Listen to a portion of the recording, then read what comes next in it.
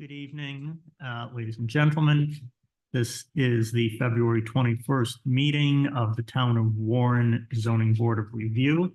I'm the chair, Andrew Ellis. To my right is Jason Rainone, followed by Jason Nystrom. Then we have the vice chair, Barrett Holby, Michael Elves. David Francis is not here, and Chuck Thibodeau is at the end. Mr. Elves is an alternate, but he can become a voting member. One of the other five regular members has to recuse themselves for any reason, and he would be available if any matters are continued, since he was here for the initial hearing. The first matter we have is approval of minutes from the December 20th meeting, which was the previous meeting of this board. Is there any discussion or a motion? I'll move approval of the minutes. Is there a second? Second. All in favor? Aye. So the minutes are approved. We have no old business, that is, there are no continued items. So we can jump right into the new business. First two applications were originally due to be heard in January. However, I do apologize that we had to reschedule that due to unforeseen circumstances where there were not a sufficient number of board members available to meet the quorum standards to hold the meeting. So the applications originally from January are the first matters we'll hear this evening, beginning with 2401 ELJ Inc. owner, Christopher Francis applicant, 4 Monroe Ave, plat map 13D lot 268, request for a dimensional variance to construct a deck with less than the required front and side yard setbacks and greater than allowed lot coverage in the R10 district. Someone here would like to come up and speak on that matter? Is the applicant here? Yeah, it's the applicant present. Oh, hold on, someone's. No, that's not the applicant. That's not here. I'll We'll just table that I'll until try to later find out. in the agenda. So moving to item 2402, Dr. Patrick Healy, owner, 360 Architecture applicant, 15 Emery Road, plat map 16, lot 216. Request for a dimensional variance to construct an addition to the existing structure with less than required front, side, and rear yard setback in the R40 overlay district. Is anyone here representing this application? Yes, sir. You want to come up to the podium, please, and state your name and address for the record? My name is Aaron Broad. I'm with 360 Architects. My address, my home address is 2 Lake Avenue in Barrington. All right, and you're speaking on behalf of the applicant as the architect of the Yes, sir. project? Yes. All right, if you want to just give us a brief overview of what the project consists of and why you're seeking dimensional relief. Yeah, the project is it's a full renovation of the existing home with an addition of a 2-car garage. The variance that we're seeking is for the garage addition. The property doesn't currently have a garage, and the homeowner would very much like to have a garage. So that's the short story. So can you just explain, like, what are the hardships of the land or the existing structure that are causing you to need? There isn't any available space on the lot for a garage that wouldn't require a variance. I mean, the only possible way to have a garage on this property is with the variance. Okay. So looking at some of the plans, it looks like the garage is going to be basically between the house and Circuit Drive, because in the back you've got the septic system, which then leads down to where the deck and the water is, correct? That's right. Yeah. Okay. Am I reading the elevations correctly? It looks as though the 2 garage doors are facing Circuit Drive, but that's not aligned with the current curb cut or where the driveway is shown. So we'll get there. We have Yeah, we have two, I only have the option here with the garage doors. Correct, on the side street, however. In all honesty, the homeowner would probably prefer for the garage garage doors to be on Emery. Which would be where the current curb cut is. Well, So that, moving it to that side would not be. so it no looks like there's a driveway off of Circuit Drive shown dashed in that you'd be entering the garage from the back. No, from the side, right from Yeah. you directly got off the street. This plan here, Oh, sorry. right? There's something that looks like, what is this? There is, gas there is an line in the existing, back. there's an existing driveway there currently. The entire, basically the entire south side of the property from the building to the street is paved currently. So that's where they have off-street parking currently. I see. So for all intents and purposes, the sort of island that's created on this plan from Circuit Drive, Emery Road, and the driveway is just on paper. It's essentially, there is no real curb to cut. No, there's no curb. Okay, so then just going back to the elevations, that Mr. Ramon was talking about. And just so we're clear, so we don't get any more confused, where the way it's shown now, the garage doors would essentially dump you out onto Circuit Drive. But the image that's depicted, that's likely not going to be what's actually done. Is that accurate? Yeah, I think the homeowner in sort of recent days has requested that we look at the drive or the garage doors on the Emery Road side. So I think that's the preferred entry to the garage, despite the fact that our drawings show it on the. Has on there the been a hard decision made about? Are you saying it's like, well, maybe we're gonna do this, maybe it'll be that? Has the homeowner said, I want it to empty onto Emery Drive, or has he given a preference? His preference is Emery Drive, which is it's contrary to what we have drawn in this.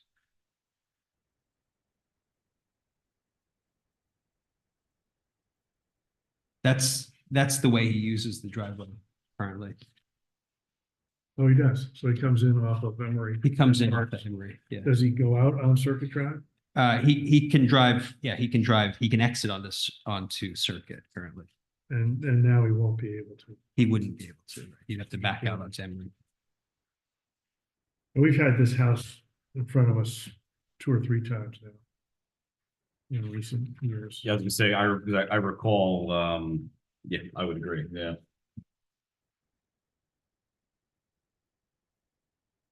Did we approve anything previously? Yeah, we've approved a breezeway in addition off to the, Yeah, because I recall one of the additions was, it was an issue with the view. That I believe the neighbor at 4 Circuit Drive right. came and spoke with us. And so was that constructed? The breezeway, I don't know what that would be exactly. so there was some prior construction on the house. There's nothing there that I would. So we consider can, breezeway. we'll get to the public in a moment, unless, are you the owner? No, his brother-in-law. You're the owner's brother-in-law, okay? Do you want to come up and add something? Just quickly, I do. You gotta state your name and address, for the record. So, my name's John Lynch, and I live at 29 Meadowlark Drive in Seacon. Mhm. And I am Patrick Keeley's brother-in-law, Okay, who is the owner. And he is actually streaming the meeting, but Okay. he is in Seattle. okay, But I just wanted to clear up one thing, the breezeway and the previous petitions before the zoning board were for the neighbor, not for not for Patrick's the, house. Yeah, okay, Say that again? that's, he hasn't been before the zoning board for anything, including a breezeway. It's for the neighbor's house. Maybe. So he hasn't done anything on this. that's house. what I was trying to remember, if we had anything on the record No. approved for this property, I No. didn't think we had. The only thing that's been done, I think, is probably the septic system in the past 20 years. Okay. Yeah, we don't have any permits. There's no permits on this property. Okay. Okay. Gotcha. So the scope of what you're doing here is essentially you're just adding on the garage as an addition to the house. That's what we're More or seeking the less. variance for. There is some It renovation just work. looks like there's a little interior renovation, but it's not changing the rest of the footprint of the house. We're not changing the rest of the footprint, except for the garage. That's correct. Now is, by the looks of it, it looks like the existing house as is was already non-conforming with the dimensions. That's correct. That's correct. Yeah. So it looks like it was non-conforming on, the front. If we're calling Emery Road the front, on the front, probably the rear, Yep. the side might have been conforming. But essentially your application is for front, side and rear That's correct. setbacks because of the non-conformity. Regarding the proposed size of the garage, you've got it down as a 24 by 26. Can you just explain to us the reasoning about how you came to that size?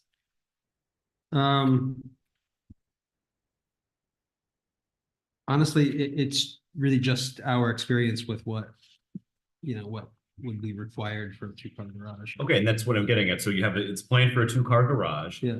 24 by 26. Is that the smallest garage you could make in this area to have a 2-car garage? I think certainly this in the southern direction, it's as small as, if the garage door is to be on the Emery Road side with a 2-car garage door, that's 18 feet wide. And if you look at the elevation, there's a door entering on that elevation, which, allows us to kind of separate that roof from the building, which helps just with the massing of the building. So Yes, I think but- that, Yeah, question would be, so if the garage is shown right now oriented on Circuit, which you said you're not. That's right. It's 24 feet deep off the entrance side. So if this is now oriented on Emery, is the Yeah. 24 going to flip the other way and the 20? no, we're not looking for, if the entry changes, we're not changing. You're not changing the Footprint, dimensions. So the dimensions that are on the plan are Would going to be, be would be stable, yeah. whatever whichever side you enter on, you're going to use those dimensions. Okay. And from a practicality standpoint, is it safe to assume that a single car garage would not service the family in the way that they need? A single, that's correct. Because there'll be 2 people living there with 2 cars. Ultimately, I can't say, How about currently? Or in the near future, his brother-in-law might be able to speak to that. More about how the future of the house will be used. It's, what I know is that the house is used as a kind of, as a family home. The home's been in the family for, practically 2 generations. So it's used by, whether or not there's one or more people living in the house, it's used by considerably more people than.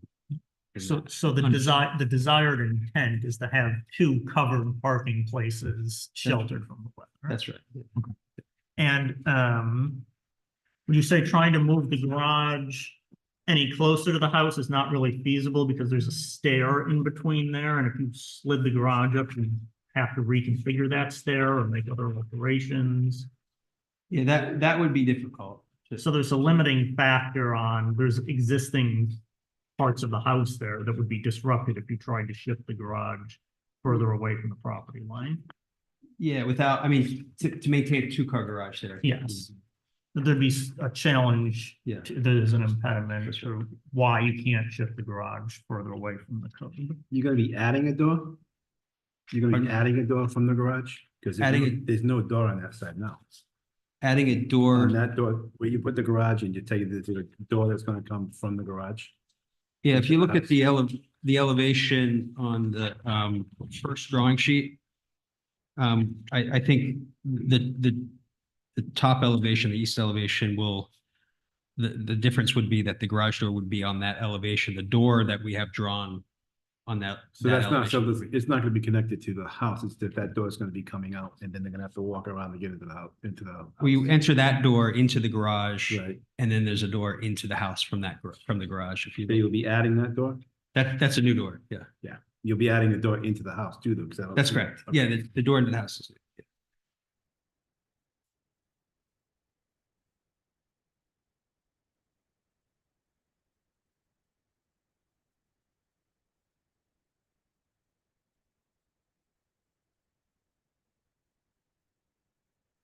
So what will happen with the existing back part of this driveway once you construct the garage? Is that going to be closed off, or there's going to be additional parking available behind the garage? Honestly, we haven't talked a lot about that could go either way, either, I mean, there is paving there currently, which will be disrupted by the construction, but we don't have a landscape plan currently for how that area will be. But you said there's no actual distinctive curb cuts defining any of this. No, sir, that you can drive right into that area currently.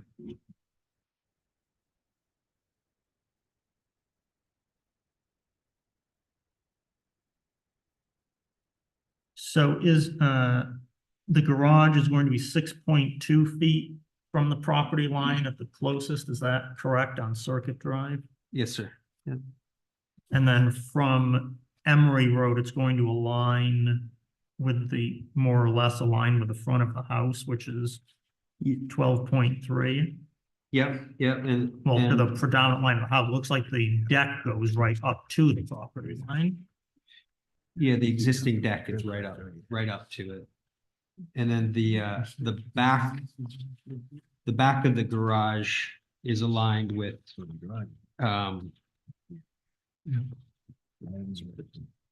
the back of the garage is aligned with the back of the existing two-story volume of the house. Minus that bump out. Yeah, that bump out, that was a more recent, that was, an addition 20-some years ago. So that's 26.7 feet from that side, Yeah. from the, what we'll call the rear of the property. But that is the setback to the new construction. The existing House setback is is Something less. something less than. Yeah. I mean, we could word it that the existing setback would be maintained and the garage would be no closer than 26.7. Yeah, that makes sense. And then we can cite the other dimensions that are given on the plan. But from your analysis of the site and the design of this garage, do you foresee any difficulties with proximity of this garage to the corner of Circuit and Emery causing like a blind spot or any difficulty from your point of view with other drivers on these roads? I don't, I mean, Emery does not, you can see in the plan, Emery does not go, Emery, there's really no traffic on Emery, given the sort of situation there. It's really just another house back there and then the road ends. Is that a public like boat launch or something here? With this No, legal there's gangway a or- steep hill down to the water. Yeah, So you can't access the water there with a vehicle. all right, so no one would be driving back there to launch a boat. That's right. Keeping on access to Emery Road, direct right across the street is 14 Emery Road. Where does that property, how does it access the road in relation to the garage? I believe it's beyond the house that you see on the. Okay, so I'm looking at the site plan, you've got like a dotted Right, there you go. outline. Yeah, and yeah, that's there's right. it looks Yep. like there's a That's slight right. indentation going into 14. Yes, sir. So that's is it your right. testimony that that indentation shows where Yes, sir. That's right. the entry point is from 14 Emery Road? Yep. Okay. And then 16 Emery, do you have any knowledge about where they enter their property from? I'm afraid I don't. No. I mean, maybe the point is that at most there's 3 properties that would have vehicles on that leg of Emery Road at most.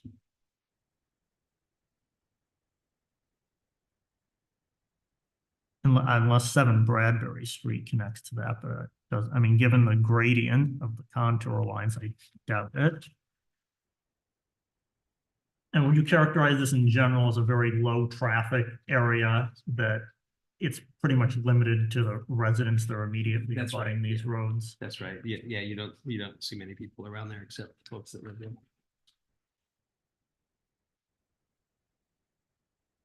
Do we have anything else at the moment, or can we ask for the public to speak up? Good for the public. Okay. Is there anyone else other than the brother-in-law? Is there anyone else in the public that would like to speak on this application? I'm not seeing anyone. Are there any other questions or comments for the applicant? Let's see, he's asking for, so you got lot coverage in here as well? Yeah, I see. Yeah, We're great. still under 20. Yeah, so what- 17.9. He's up, you're up to 29%, if that's what you're looking for.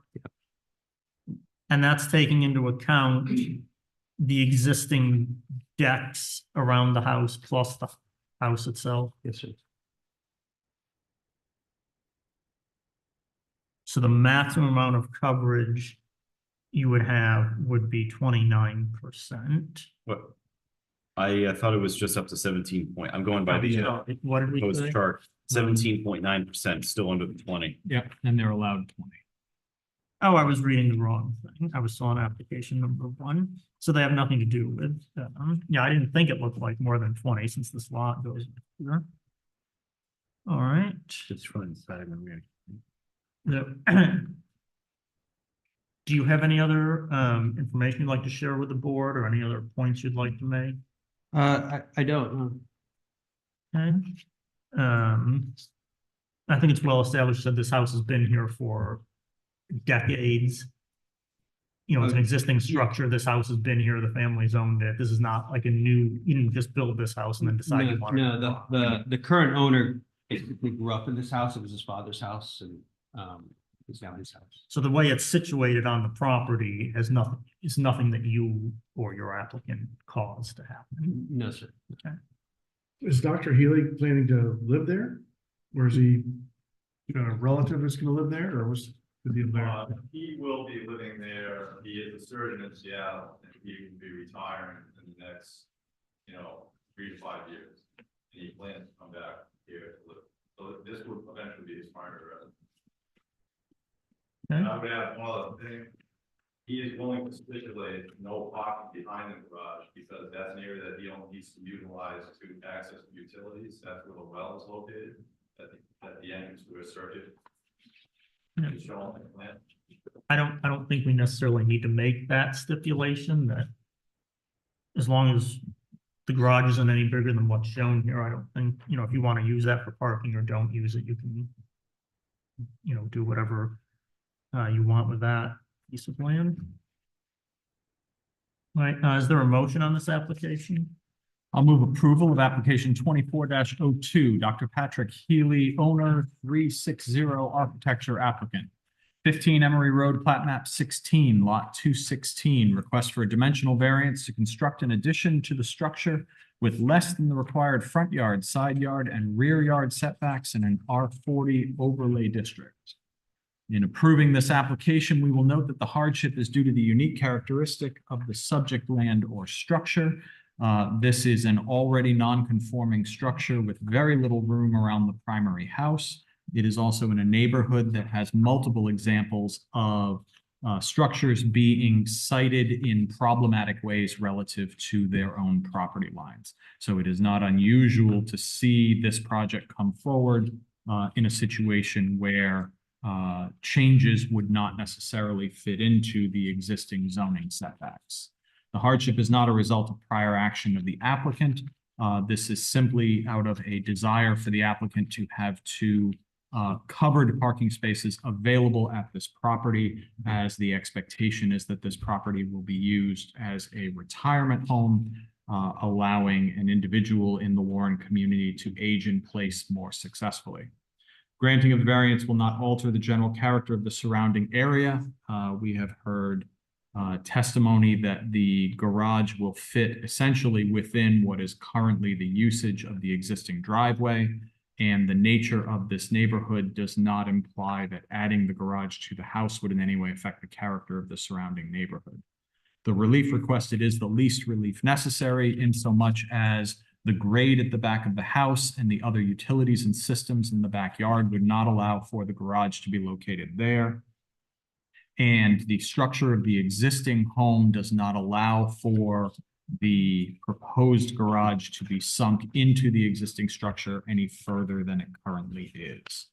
If we were not to grant this variance, it would amount to more than a mere inconvenience for the applicant, insofar as they would not be able to find covered parking on a property which, particularly for a retirement home, is something that is looked for, as retired individuals will need to be able to get to and from their cars without shoveling snow and dealing with those kinds of impediments. In approving this variance, we will note that the front yard depth will be no less than 12.3 feet, where zoning code requires 35. The rear yard depth will be no less than 26.7, where code requires 35. And the side yard will be no less than 6.2 feet, where 15 is required. Just note, those dimensions apply only to the garage. Right, the rest of the house is going to stay as is. Yes, sir. Okay, are there any other conditions or clarifications? Is there a second? Second. Okay, all in favor? Aye. Any opposed? All right, so the motion is passed. So you can go ahead and coordinate with the building official for when you can get a permit for that. Thank you. Okay, Thank you. have a good night. Okay, so we're gonna go back to 2401 ELJ. Someone here that would like to come up? Can you state your name and address, please? Sure, Nicola Francis, 4 Monroe Avenue, Okay, and what relationship are you to Christopher Francis? his daughter. Okay, so you're gonna speak on him. Yes, well, me and my mom here. And you're Mrs. Francis? Yeah. Patricia, yeah. Patricia Francis, also of, No, 102 Kickamuit Avenue in Bristol. you're at 102 Kickamuit Avenue. Yes. Okay.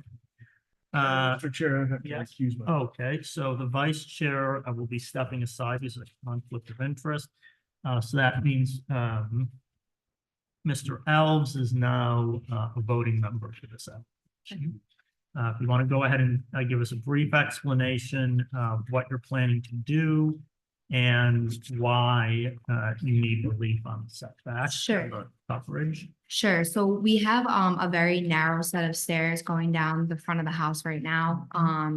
And they're very slippery when it gets colder outside. The concrete is like starting to deteriorate on the bottom. So we are looking to just put a deck across the front of the house, make it a little bit safer to walk, and put the stairs going down into the driveway instead of the front of the house, because the retaining wall also needs to be like skim coated with concrete and also needs to be maintained a little bit better. I think it's had like a lot of wear and tear on it. So we were looking to just kind of get rid of the second set of stairs that was going down into the street. And just put like, fix the retaining wall, get rid of that, just put a front yard in and put the stairs going into the driveway instead.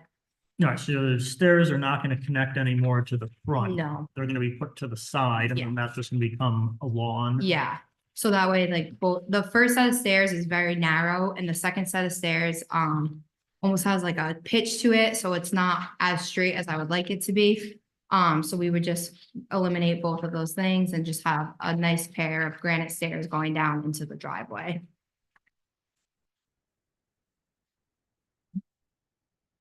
I have a question. That's okay. Yeah. Matt, I walk that path all the time. I live right in that neighborhood.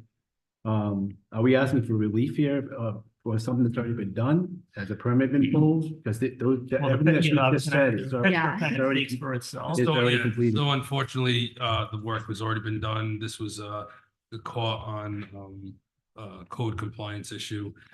There was a misunderstanding. Now that's why they're before you right now. So yes, all the work has been done. There was also some, misinformation. I'll just leave it at that. Okay. So, we're just asking for, some forgiveness.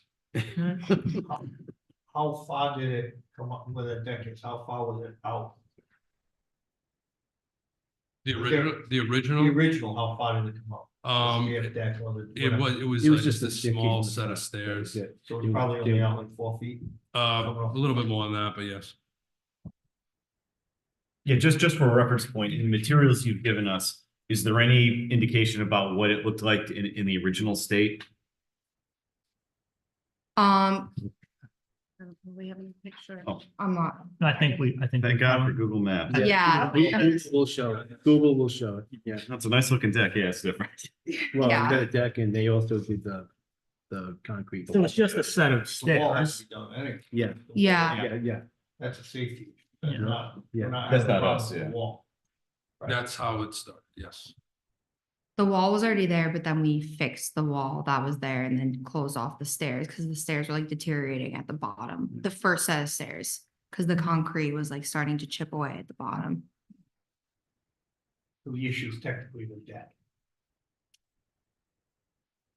Yes, and the applicant was, under the assumption that the stairs could no longer be there. So that's why the stairs were removed and the deck was put on. All right, well, You don't want to put- whatever, You don't want to stay there. No. you just want to leave it out. Yeah. All right, so is the dimension of the setback in the front, so I noticed from the picture, the actual deck is overhanging where the lattice is underneath. Is the dimension you've given for the setback to the actual structure of the deck? Yes, I believe so, yes.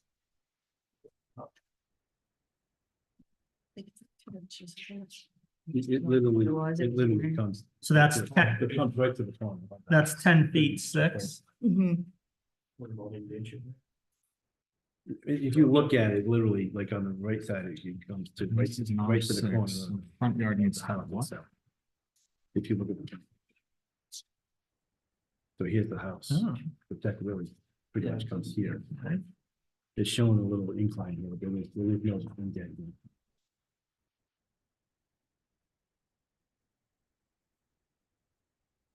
And so so the existing house has 7 feet on the side and the deck as constructed is 8 feet from the property line on the side. Yes. So it's a little bit less close than the house. Is the wall on your property? The wall on the bottom. like, Yeah. I'm not sure. That But it- wall was always there. So there was just like a set of stairs in the middle of that wall. Yeah. I'm just wondering, the 10 feet 6 that you've shown on the plan seems to be to the inside Mhm. face of the wall. Mhm. So we're assuming that that's the property line. Yeah, I believe so. And then you've measured the driveway side. Mhm. You've got 16 feet Yeah, to the deck, although the stair itself is, I don't know, a foot back from the corner of the house or Mhm. something. I mean, it's Roughly about no, 11. it's no closer than the house. no.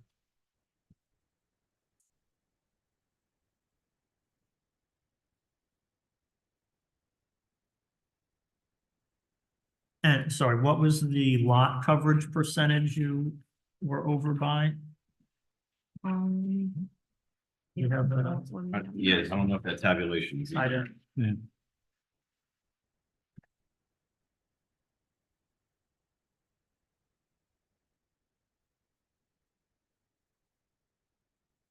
Do we have any figures? Just as a relief is needed from lot coverage. No, we don't.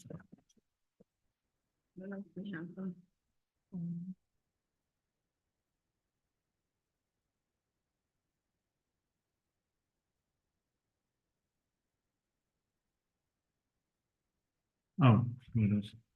Oh, we have it. So proposed square footage is 1240 on a lot that's 3,200.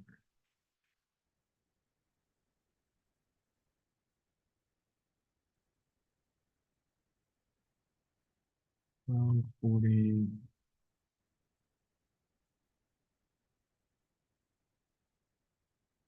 So resulting lot coverage is 38.7.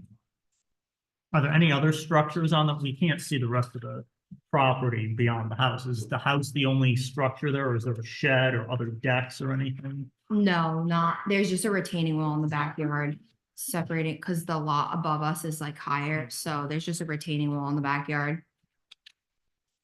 And then obviously, there's a fence around the yard as well. You've got 38%. 38.75, Where Is- 20% is required, where 25. 25%. So we guess it was already over before this deck. Yes. Yeah, existing square footage was 1080. So yeah, So it was already- it was over lot coverage.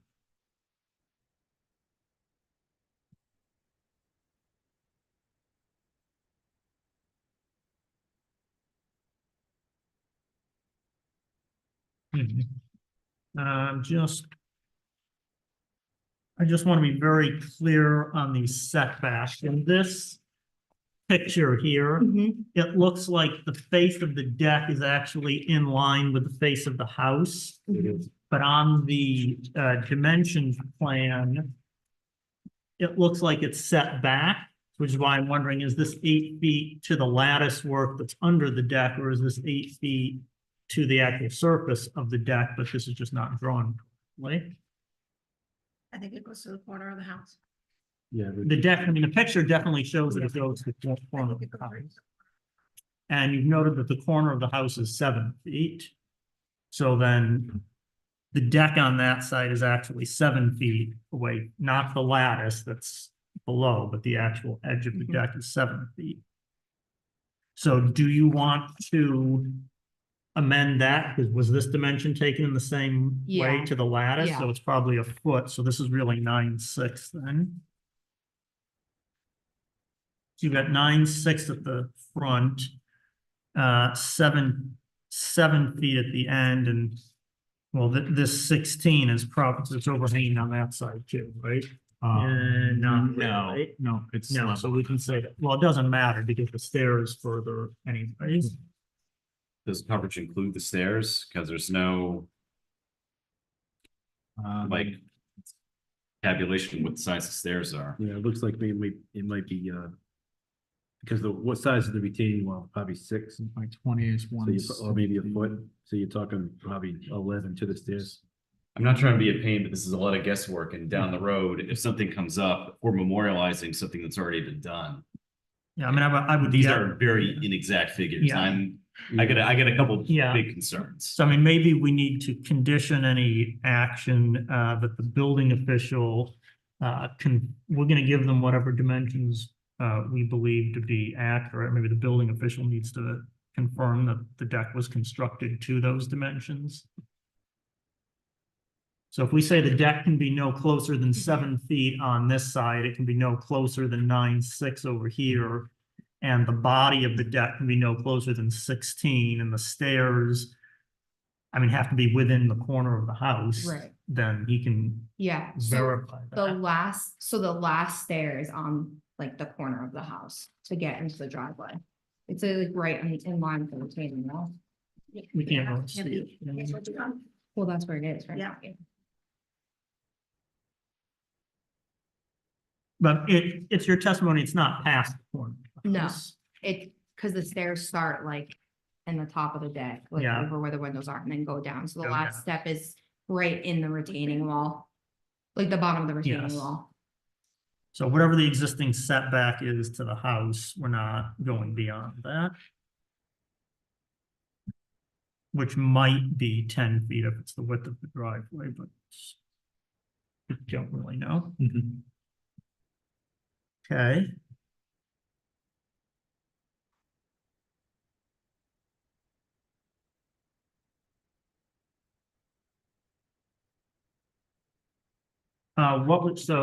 given that, the house was already over the lot coverage, what was the reasoning with regard to the size of this deck being at 20 by 8 or 160 square feet?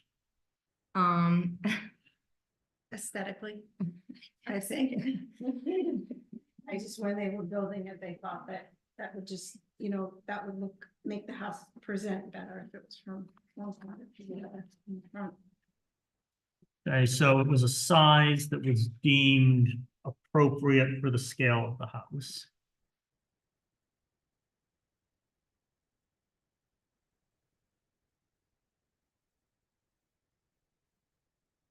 So quick the windows. You Do you have any input on in this general neighborhood, your neighbors those Sure. across the street? Are there similar porches and or decks that are relatively close to the property line, would you So say? our lot, the driveway is a little bit weird. We actually kind of have like a split driveway with the Oh, house right me on, just see. if you're looking at the house to the left, right? Mhm. To the left. We don't She- have an enlarged, we don't have like a full site plan here, right? No. She has a deck in the front. It's that it looks, we kind of went off the same look of her There deck. is one, I did do a walkthrough. There is one to the left that has a deck but that house is set back Yeah. further. So It's they not just as have to close. go for a front yard dimensional. But Yeah, they they may don't. have to, they may be within the realms of the side yards. And the house Um, next door parks in front of the deck, whereas for their house, the driveway is to the side of the street. I believe so, yes. Yeah, so they have a driveway on the side so their driveway goes all the way up on the side of their house. So they park one spot in front of the deck and then one spot on the side of it as Gotcha. well. So I mean- did your family members build this deck themselves? You hired a contractor to do it? So my uncle's a contractor. Your uncle's a Yeah. contractor, but he didn't get a permit to do that. Yeah, that goes to my next, and Yeah. so Mr. Cabral, I'm gonna preface this with, I've got a huge problem with work being done and then the people coming to us later asking for Mhm. forgiveness. I had this in December with the shed.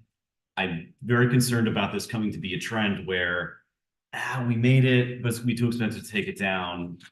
Please give us permission. I have a huge problem with that circumvents improperly what the board does. So he Mr. had, Cabral, if he's there gonna could be some fill us- elaboration on what the background of this is. So apparently this may be somewhat pointless, because if you want to fill us in that it's no longer in violation to do this. So it is they are in violation, unfortunately. Whatever the circumstances was at the time, the homeowner was away on vacation when this happened. And we did speak to the contractor. Again, originally they were supposed to go fix the wall and they didn't believe the stairs could be done, so they put the deck on. I don't know the background on that. But because this was, and I don't condone the work, as you said. I mean, this has been a trend that we're trying to stop. It's a very tough thing for us to do besides fining, or there's other avenues that we could go down. If this happened today, then this applicant would not be before you, because under the new zoning rules, they would be in compliance. And just to elaborate, in what way would they be in compliance? So they would be in compliance on lot coverage and the setbacks.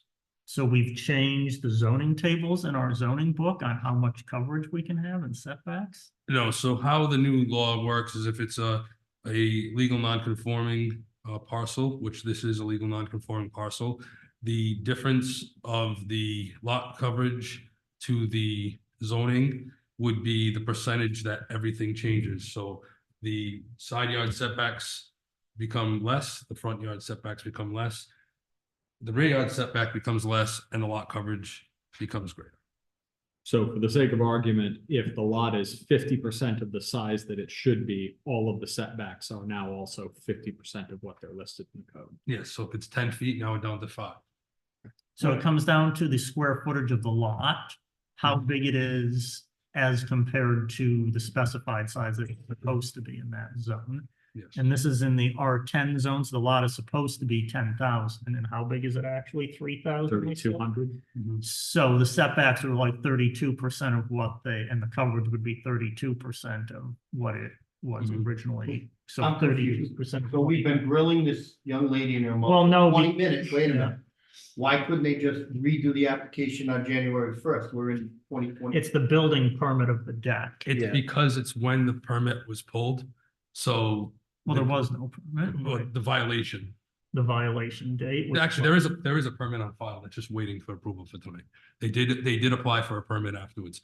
So, because of the time frame when this happened, that's why it's before you.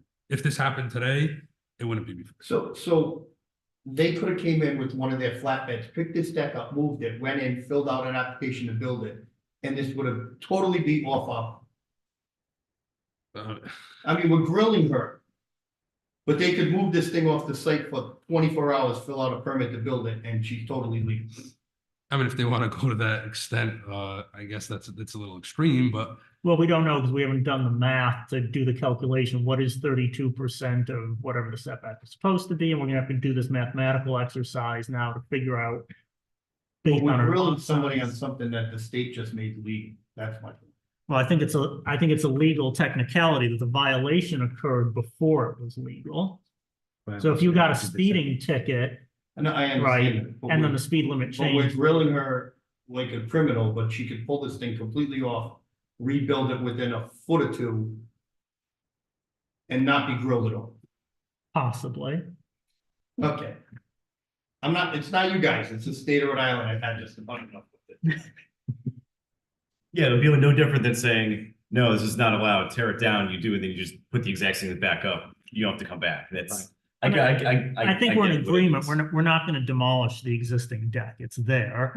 We have to find a way to, So the deck address. was supposed to be on hold until I got home from vacation because we were only supposed to touch the retaining wall because I was going to pull the permit when we got home because I'm the only one that knows how to do that, unfortunately. And it, It's probably the truth. I'm not lying. So it was done while I was in the Caribbean, and when I got home, I really honestly had no idea that they were gonna go to that extent. But they kind of ran out of things to do and kind of just rolled with it instead of, we had a permit, but not for that. For And they the were like, wall. oh, well, we're good. And I'm like, no, you guys shouldn't have done that. And then it turned into this. so you had a permit for the wall repair. Yeah, and we And the also, windows and we did vinyl. And the vinyl, windows, Roof. roof.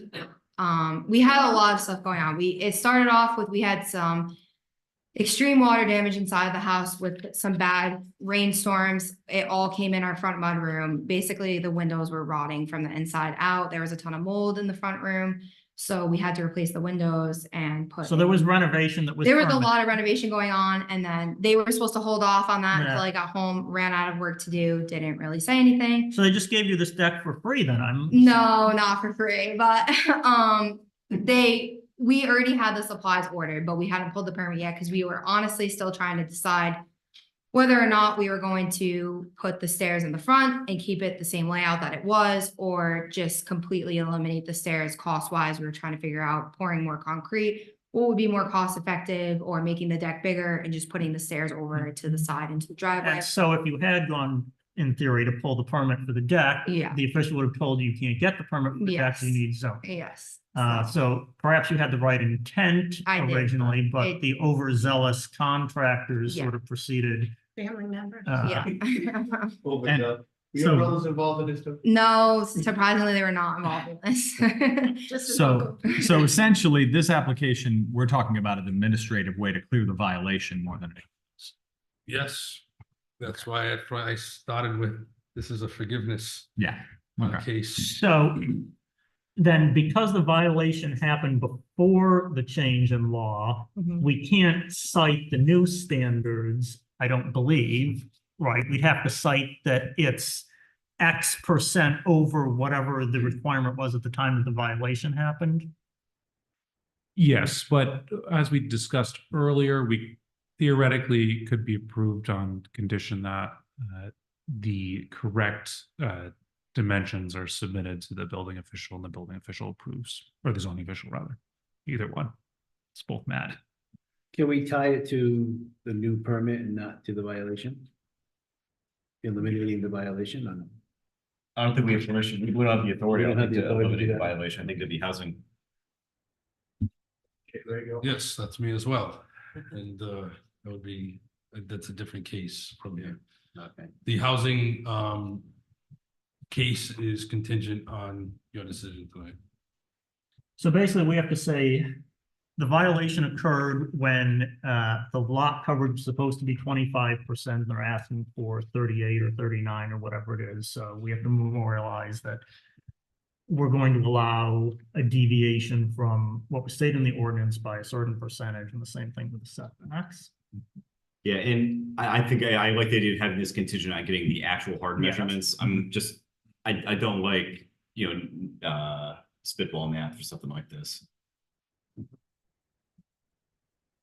I'm sorry, I want to make sure I got that question correct. So the violation occurred under the old. Yes, so it should be under the old. Yes, rule. so- Okay, that's, Yeah, so 25% lot coverage is what the old Yes. rules said was required. So we have to say that since they're asking for 38, they're asking for an overage of 13% beyond what the rules said at the time of violation. we're on the same page then. Perfect. Yes. Okay, thank you. Going forward, we'll have to take a different approach when things come in that are non-conforming. We'll talk about that a little bit later on. Because we're not going to sit here and do mathematical gymnastics for every application that comes in. Thank God. That'll be the burden of the applicant. So in any event, the deck is there. You've given us some setbacks. We believe we've clarified them. We've said that the building official is going to have the final say. And either going to have a surveyor, or he's going to have to go out, or someone's going to have to document what the actual numbers are. Public? Yeah, let's go to the public. Is there anyone in the public who wants to weigh in on this matter? Okay, I'm not seeing anyone. So, does the board have further questions or clarifications, or has it been put to a fine enough point of what it is they're asking for in relation to what it is that was required at the time that the violation occurred?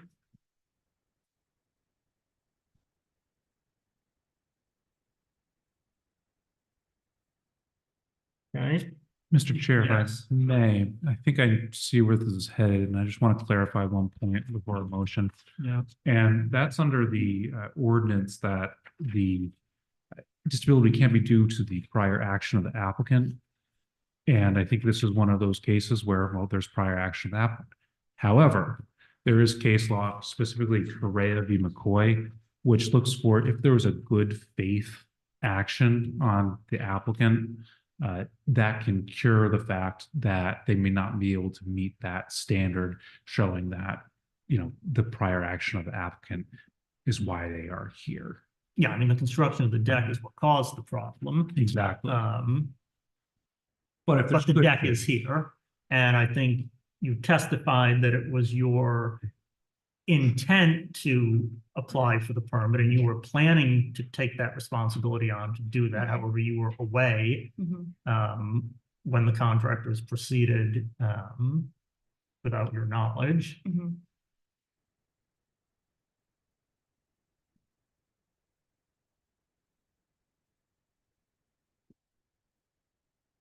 I mean, in a way, some of the hardship is existing because the house already didn't meet the setbacks. So we should take that into consideration that, the lot size was already non-conforming. The location of the house was already non-conforming. So one could surmise that, I don't know what's happening in the back, but anywhere on the two sides or the front, if there was any construction to happen of a deck or anything else, there was going to be relief necessary. It's not like they had other places to build this deck where they didn't need relief. It appears that they would have needed relief anywhere where they built this deck. So that may be a mitigating circumstance.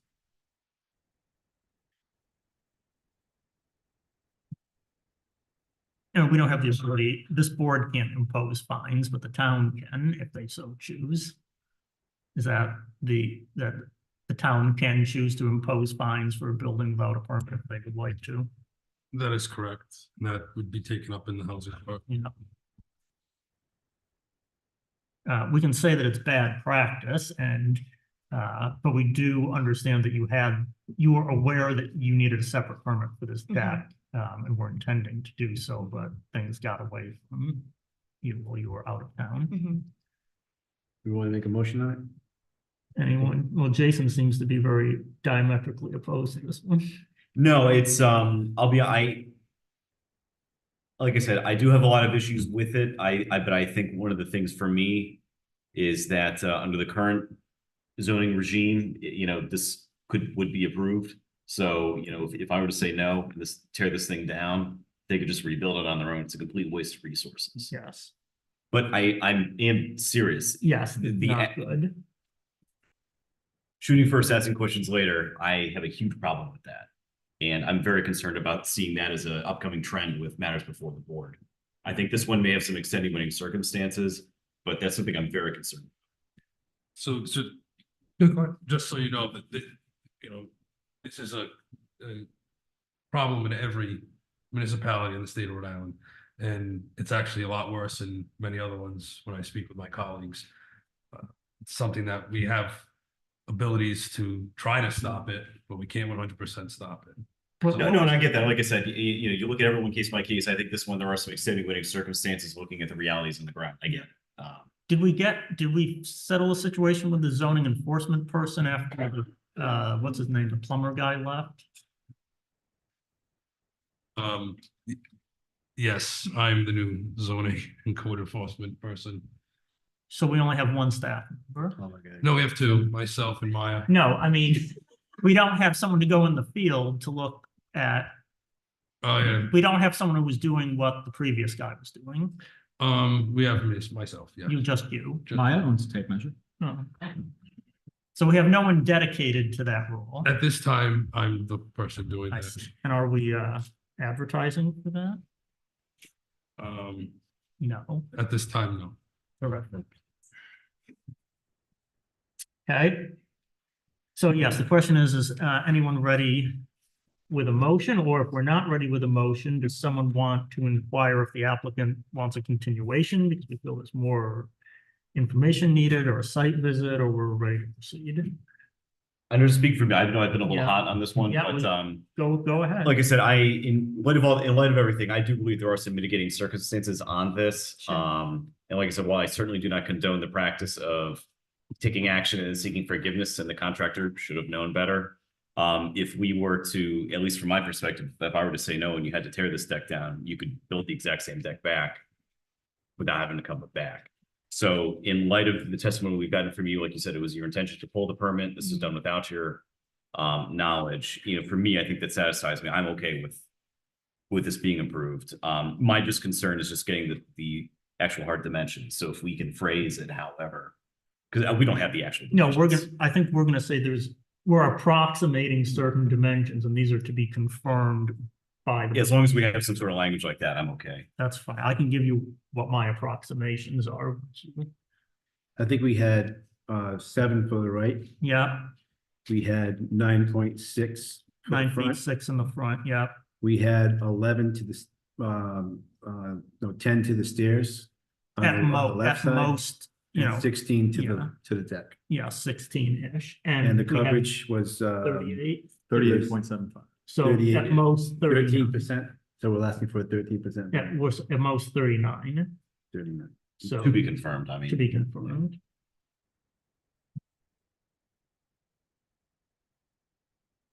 And I guess if the confirmation proves that any of these that the deck is actually even bigger, they're gonna have to come back, right? So we're gonna give you some numbers that we believe to be accurate. The building official is gonna confirm them. Hopefully, these numbers we're giving you, the deck is within those parameters. If it turns out after it's measured that it's not, I think you're gonna have to come back again, because these are like maximum limits we're giving you of what we believe to be accurate. Okay, to save everybody and the applicants a lot of stress, does it make more sense to continue it 1 month so they can get those numbers? And we can just kind of I don't know what. ram this. I'm not trying to delay things. I also just don't want to make extra work down the road. Sure. Well, I guess There is it's snap. not delaying anything from their points, the deck. Well, that's the thing, it's already there. I mean, so if there's a concern that the numbers could be way off. Or I guess it's delaying the housing case, is that the issue? is that causing an issue? It's not necessarily an issue. I'd like to clear this up with, there is a permit on file. There is plans on file. I don't know how legally we could do it, but I mean, I could go and just clarify that the setbacks in lot coverage are correct. And I just hate to see the applicants to come back. They were supposed to be here last month and we had to continue it for other reasons. I hate to see them have to come back another time. I would agree, but all I'm saying is, because we're working off rough numbers. What if it does turn out, geez, lot coverage is like 40%, not 39? But I Do they think have we're to given- do they have to do a new application with notice? But I think we're giving lateral permission to Well, the building official. but to- we're not Andrew Matt did. fill in the dimensions? Well, we're saying these are the maximum dimensions that we're going Right, to if they go allow, over that that, it then- can't be any closer than 7 feet, 9'6", 16, and then the stairs, the 10-ish to the edge of And the those house. numbers are good. Well, we don't know. No, I'm asking Yeah, them if you're saying you're giving them a wide berth. I'm just asking them if, that way when Matt fills them in, we're not over, we're under. Hopefully, Measured. Yeah, they were measured. Just the side of the house, but a little bit. and the measured, lot 'cause they went further coverage. On the right side than they were supposed to. But the other side. I mean, the front, we're moving to 9.6. Do we keep it at 10.6? Just to, so that. No, that's worse. Oh, that's worse. That's fine. Yeah, no, So like- going to 9.6. I'm not trying to make, that comment was trying to hopefully make things easier. I'm not Yes. trying to make it more convoluted. If these numbers really aren't accurate and it turns out there is a big variation, all I'm saying is, does it make more sense to get the actual hard numbers? So we can approve this. The deck is already built, the deck's not going anywhere. So I guess the only time sensitive thing for Mr. Cabral is housing court and the pending permit. Is there a penalty if this would be continued a month? What's the downside to kicking this a month so we can get the actual numbers? Just having the applicant come back again. I know, and what I'm saying is, No, I'm just saying Okay. that's the downfall. because there is the risk that they may have to come back again anyway if the numbers aren't accurate. And there So was here's a- the question. If we approve this and say that the numbers need to be verified by the zoning official, the approval of the dimensional variance by this board should clear the variance, correct? So with that approval, if the numbers need to be updated, they could pull a permit without a variation on their record whenever that happens, which would be after January 1st, which means they could pull a permit based on the dimensions without needing a zoning variance. I think the permit's already been filed. Yes, the permanent application is on file. And is it by virtue of when it was filed? What it would be subject to? Yes, that's correct. I mean, as far as from legal standpoint, what set of laws, the 2023 or the 2024 New England legislation, if it's filed in 2023, it's going to be subject to the law that was in place in 2023. Gotcha. I guess what I'm wondering is the path of least resistance, once an approval from this board clears the violation, that if the numbers check out, fine, move forward with the permit on file. If it doesn't, file a new permit with the corrected dimensions, which wouldn't need a variance because it would be filed in 2024. Oh, I see. Get rid of the permits that are. A normal case, yes, but because it was done before, Prior to the- I wouldn't allow that. Okay. Okay. Like I said, I'm in favor of the decks being as it is. I just want to make sure, I think it's very important to have a good record of, we know what the exact numbers are so that when we're all dead and gone, somebody goes back and says, oh, here's what it is. I just want to make sure that we're not causing extra work by trying to, get it done tonight, quick. But it's up to the board. If somebody wants to make, if someone thinks that we're good enough to go with it as is today, I'm okay with that. I just wanted to try to get creative. So let me ask the applicant, So if we give you some numbers that we believe are reasonably reliable, and you go through this, and we approve something, that's fine. And then he goes and checks it and says, yes, it's within the numbers the board specified, and you're all fine. If that turns out not to be the case, then you would have to come back here and you'd have to pay again for the advertising costs.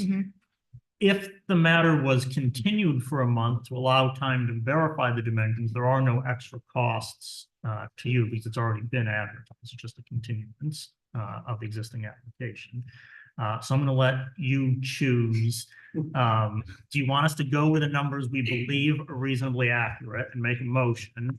Or do you want to wait a month and get very precise measurements and calculations to confirm this? Sure. Can I ask what the date of your next meeting is? It'd be the third Wednesday of March. It actually won't be, is my understanding. Oh, it won't. Yeah, no, we, at the end of the meeting, we're gonna have to discuss that, but it won't be, it potentially could be the Thursday. And why is that? It's like, Sorry, you're getting like a lot more. No, it's okay.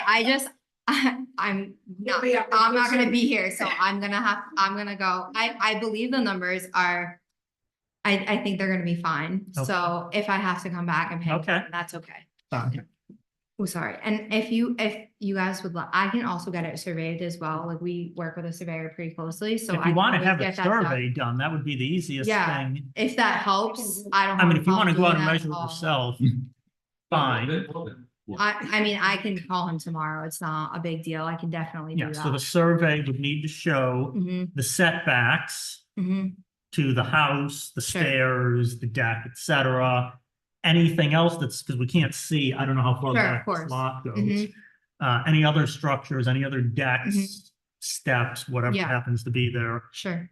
And the surveyor would need to calculate the square feet Mhm. of all the constructed pieces, stairs, decks, house, whatever else. Mhm. And do a little table that says, this is how big the lot is, this is how big all the constructed elements are, and the Mhm. coverage is X%. And then that way it's like very You have it- legit numbers, it's correct. on It's file and Stamped by Yeah. a surveyor, it's a legal Mhm. document, it's official. yeah. So if I'm hearing you correctly, you want to continue. No, they won't. They don't, No. they just want to. They want to submit a survey to Yeah. the building inspector. You know, actually, there are a number of communities that require surveys, and I'm not going to name any names, but as a condition of actually applying for the zoning relief, they have to get Yeah. a survey. That's not something that we do, Yeah, we but just say site plan, which is, well, it's very generous. That's what I'd say, because it's So a if that hardship. on site that. plan meets what we gave, then she's all set, but if it doesn't, then Then I have to you're come gonna have back. to come back. Yeah. So you're okay with just going with our numbers now Mhm. and then having a survey to match that? Mhm. Or do you want to continue? That's what we're asking. You want to do it Yeah. tonight? Yeah, I'm that's, not gonna be here next week. that's right. So- Yeah, we can just, yeah. So we'll just, you're willing to pay the fee if you have to yeah, come back? yeah. Fine. Okay, Okay. now is there a motion? You doing this one? I'll try it. Okay. That was summoned by Mr. Barrett. So. Thanks, Barrett.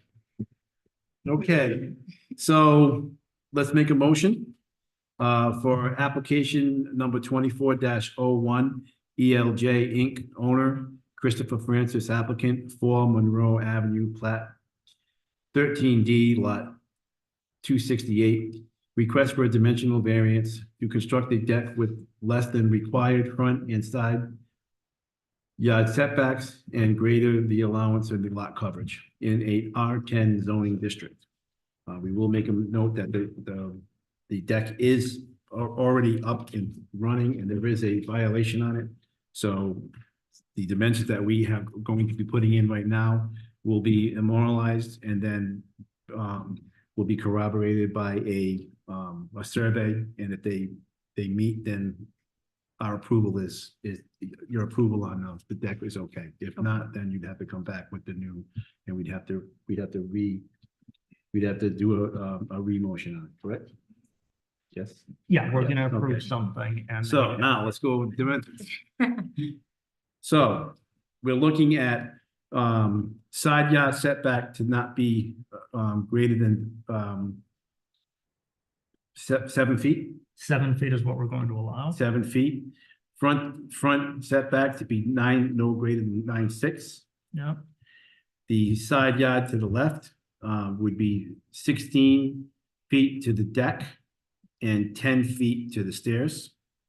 And we're looking at the lot coverage to be no more than 13%. Is that what we're, how we're gonna? no more than 39%. Not, no more than 39% of lot coverage. And I think that covers the numbers, right? Those are no, yeah, I think Yep, those are the numbers okay. we're going with. All right. So if you want to do the standards then, Under the standards. So we're granting the motion.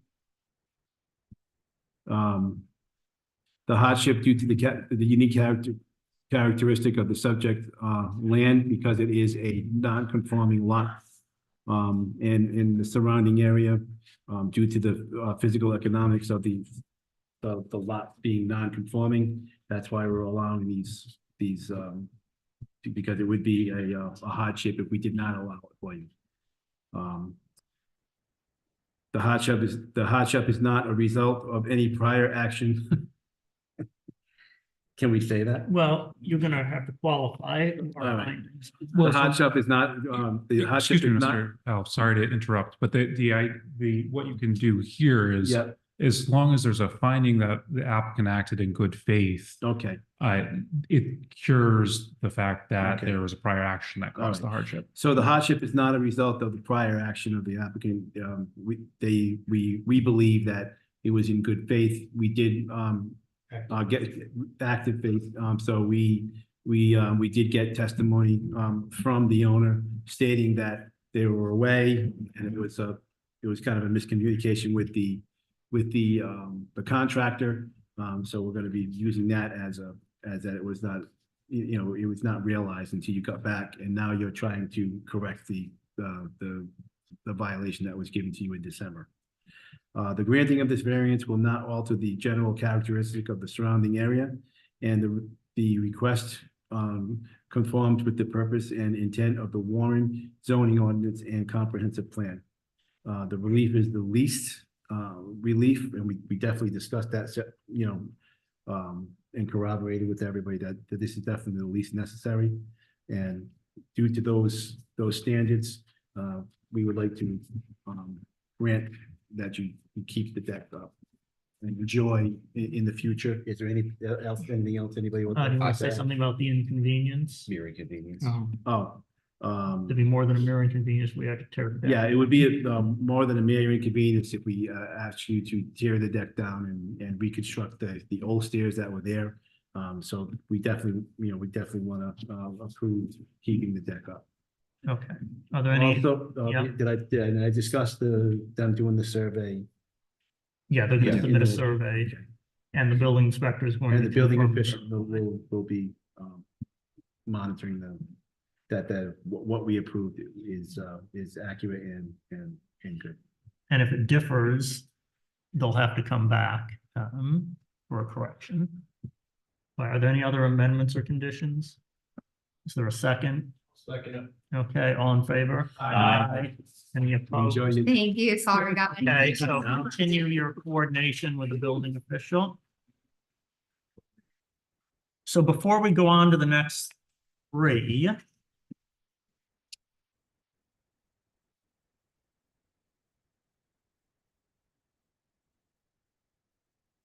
I will note that Mr. Holby is returning his position.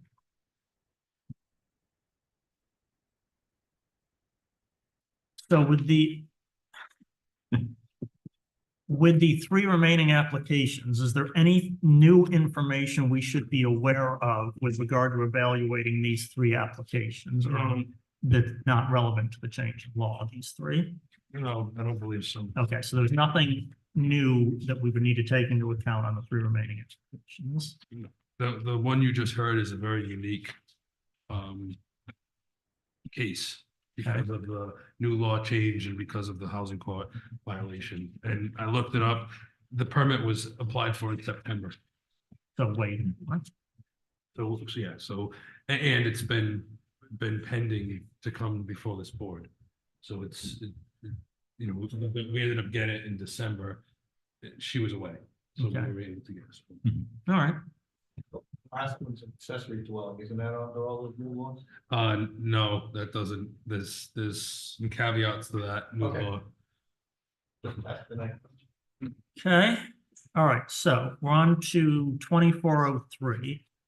JPS Properties LLC owner, Michael Sears applicant, 504 Main Street, plat 4, lot 145. There's a request for a special use permit to allow a restaurant / cocktail lounge in the village business.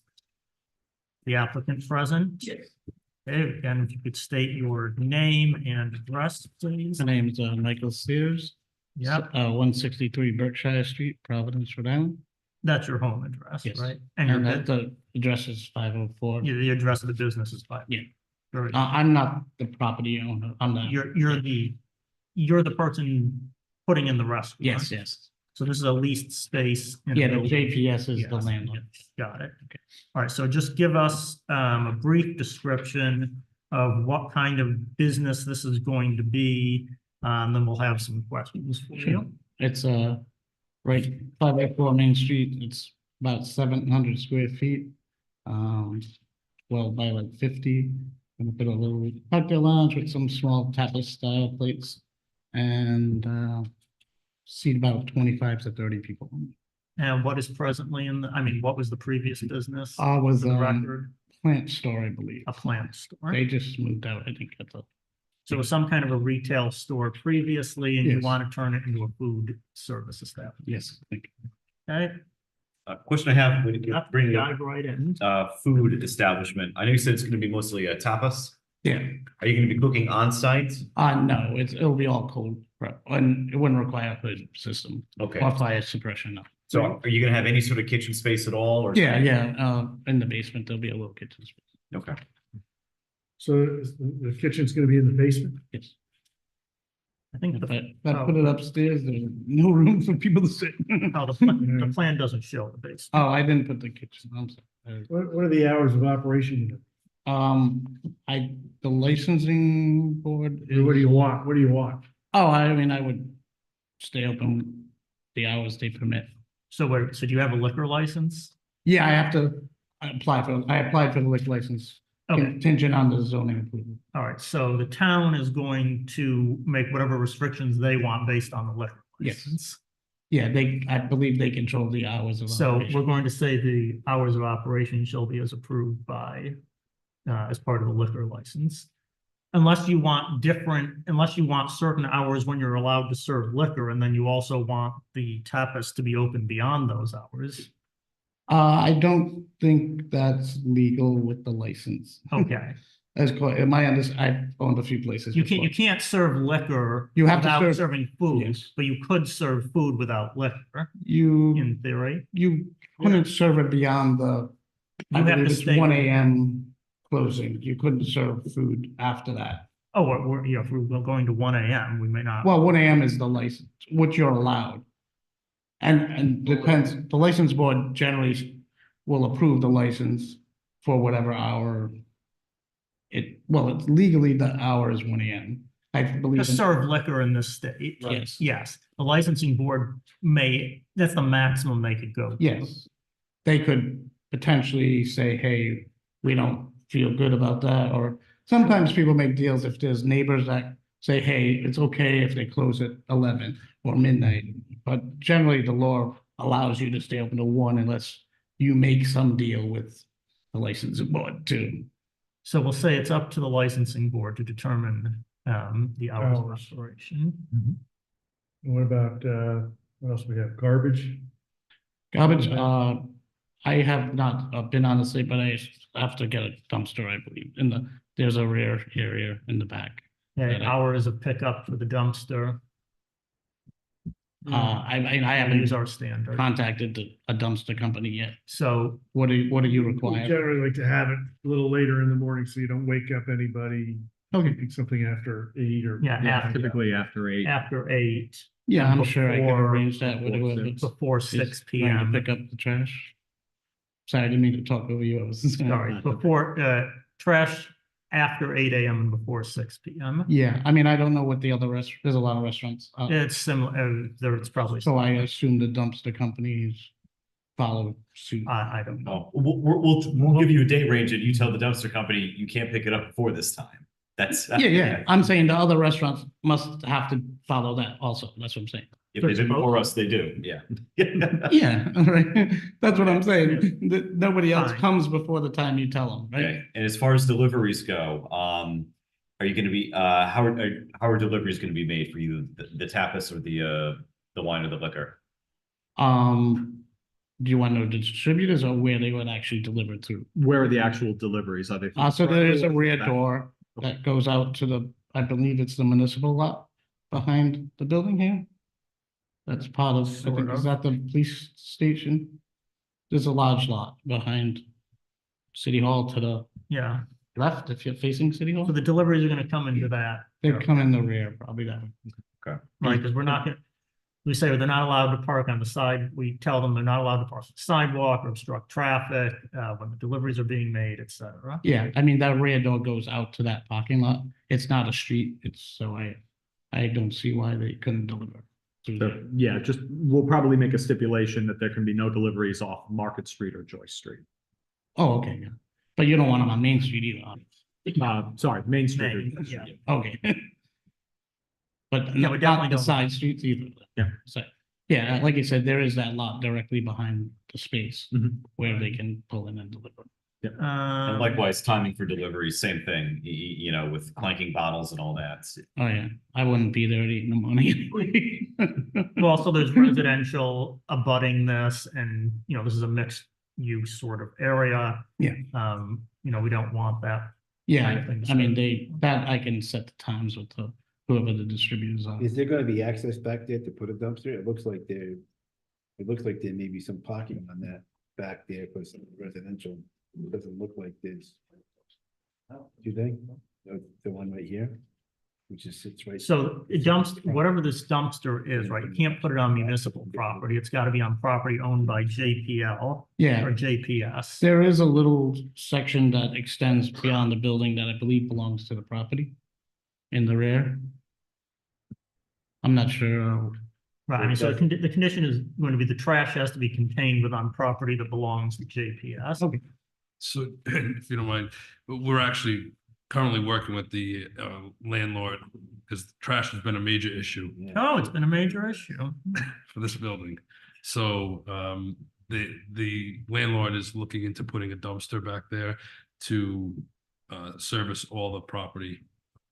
There's several units there. So you're having issues even without a restaurant there.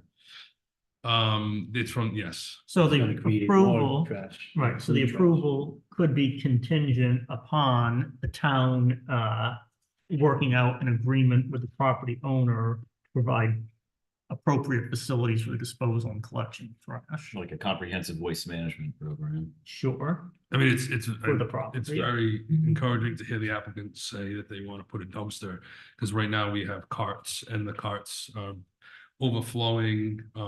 And unfortunately, it's right in front of our door that we walk into the back of the town hall. We've had the landlord on a couple of violations and they are working with us.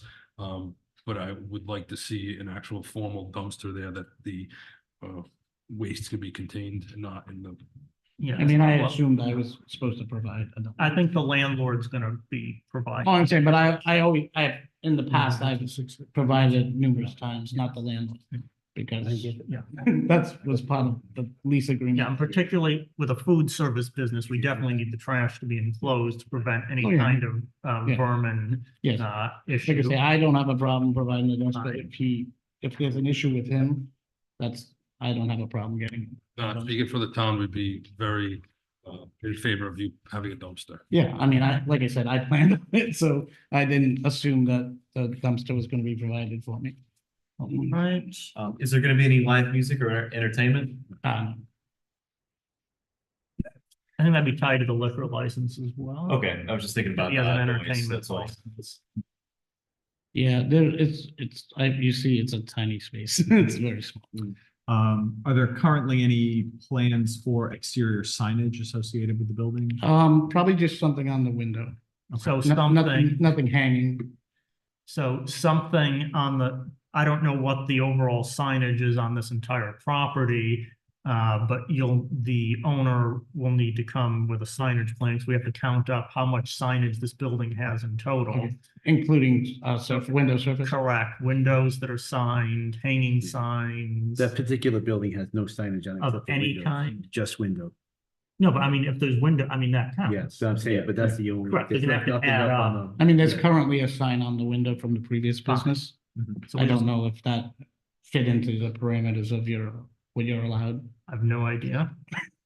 All we're saying is that's gonna be something that's gonna have to be addressed at a separate time. Sure. I don't have a problem. And that's, you'll have to I don't work like with, signs anyway. you just need to work with JPS to determine how much signage there is existing, and then how much you take away the sign that was there, how much you're putting up for your thing. If it's within the required parameters, then it's fine.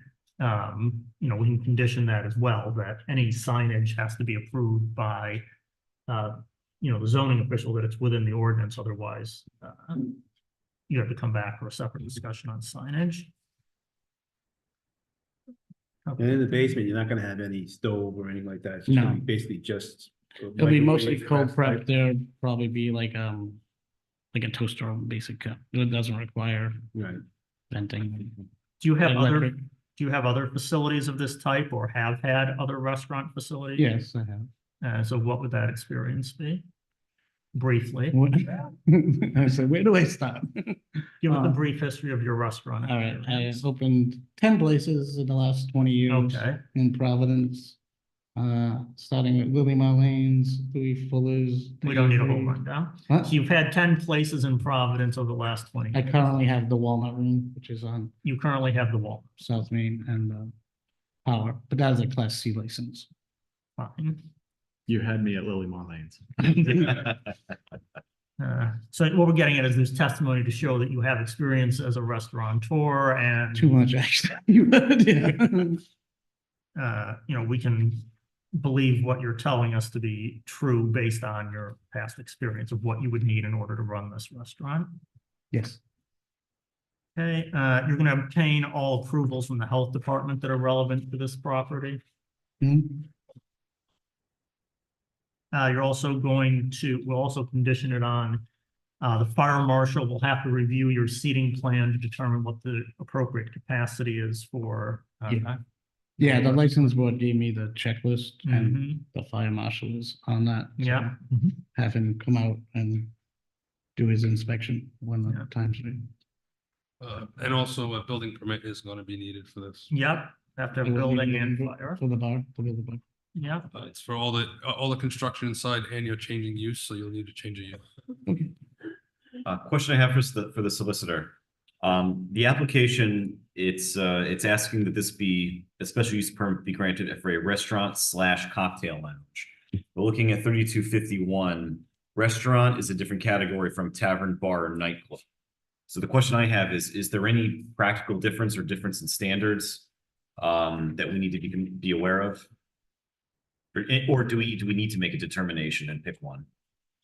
Well, off the top of my head, I think they're both under they're subject to special use permit, and as far as I'm aware, there are no particular standards addressing either one. Okay. So I think your questions are kind of hitting the points that you need to hit tonight. Okay. I think it's the class of the license that Those are right. determines your, like a Class C license, you're not required to have a kitchen. Yeah. But a Class B, you are required to serve food.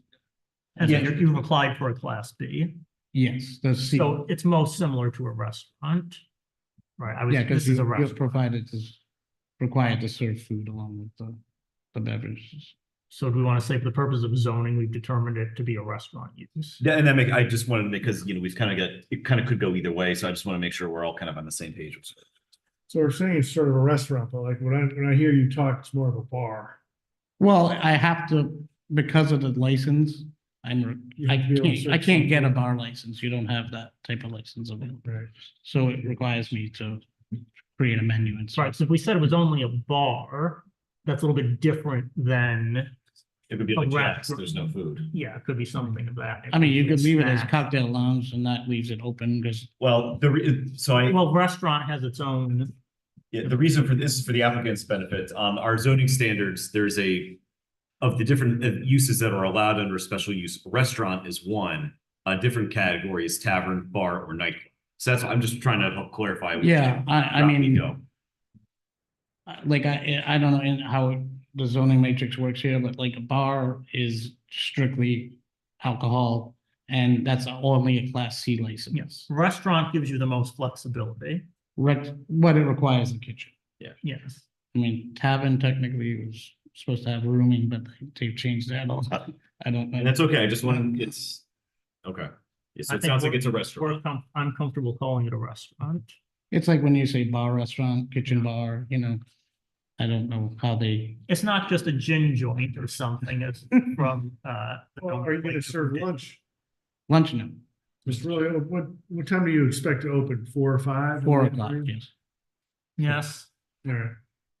Sorry. Mr. Cabral. So I would just caution the board, if you approve a restaurant and this gentleman sells and we've issued a special use, now you've allowed them to put a full kitchen in that facility, where if you have, as you stated, if you have a tavern, you have to produce food, but it not necessarily means you have to have a full kitchen. Okay, so that answers that. So it's not a restaurant.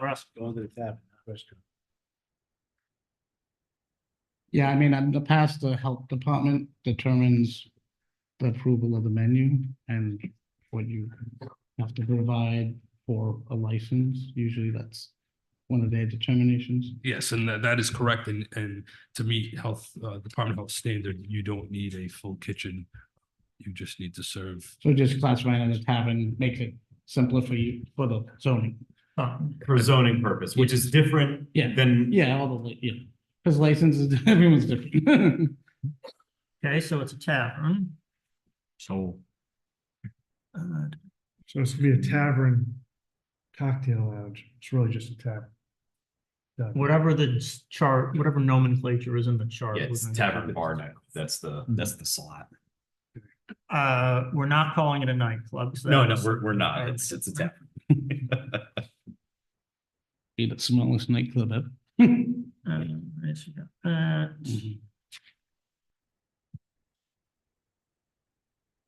Oh, I was wondering, so you're in the village business district, so there's no parking requirement for the property.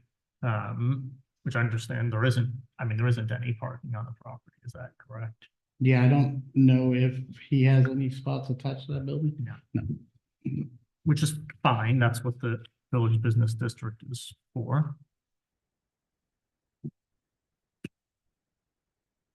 Anything else at this moment before we go to the public? No. Is there anyone in the public that would like to speak on this application? I'm not seeing anyone. Okay, the board have any other points to clarify that this is meeting the standards for a special use? Yeah, I can make a motion if we're ready. You wanna? Okay, if you're, unless you have Anything you'd like anything. to say? No, I'm all set, thank you. All right, Barrett, and please go ahead.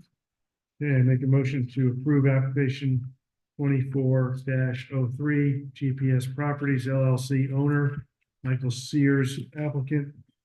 504 Main Street, plat map 4, lot 145, request for a special user permit to allow No, it's a special use permit. a special use permit. Just cross that R off. Assume that, for a tavern in the Village Business Zoning District. The special use will be compatible with the neighboring land uses. There are several other establishments that serve food and drinks on Main Street and in the Warren area on Water Street. And I think this will be in addition to those. Special use will not create a hazard in the neighborhood. As long as it stays true to what you're telling us it will be.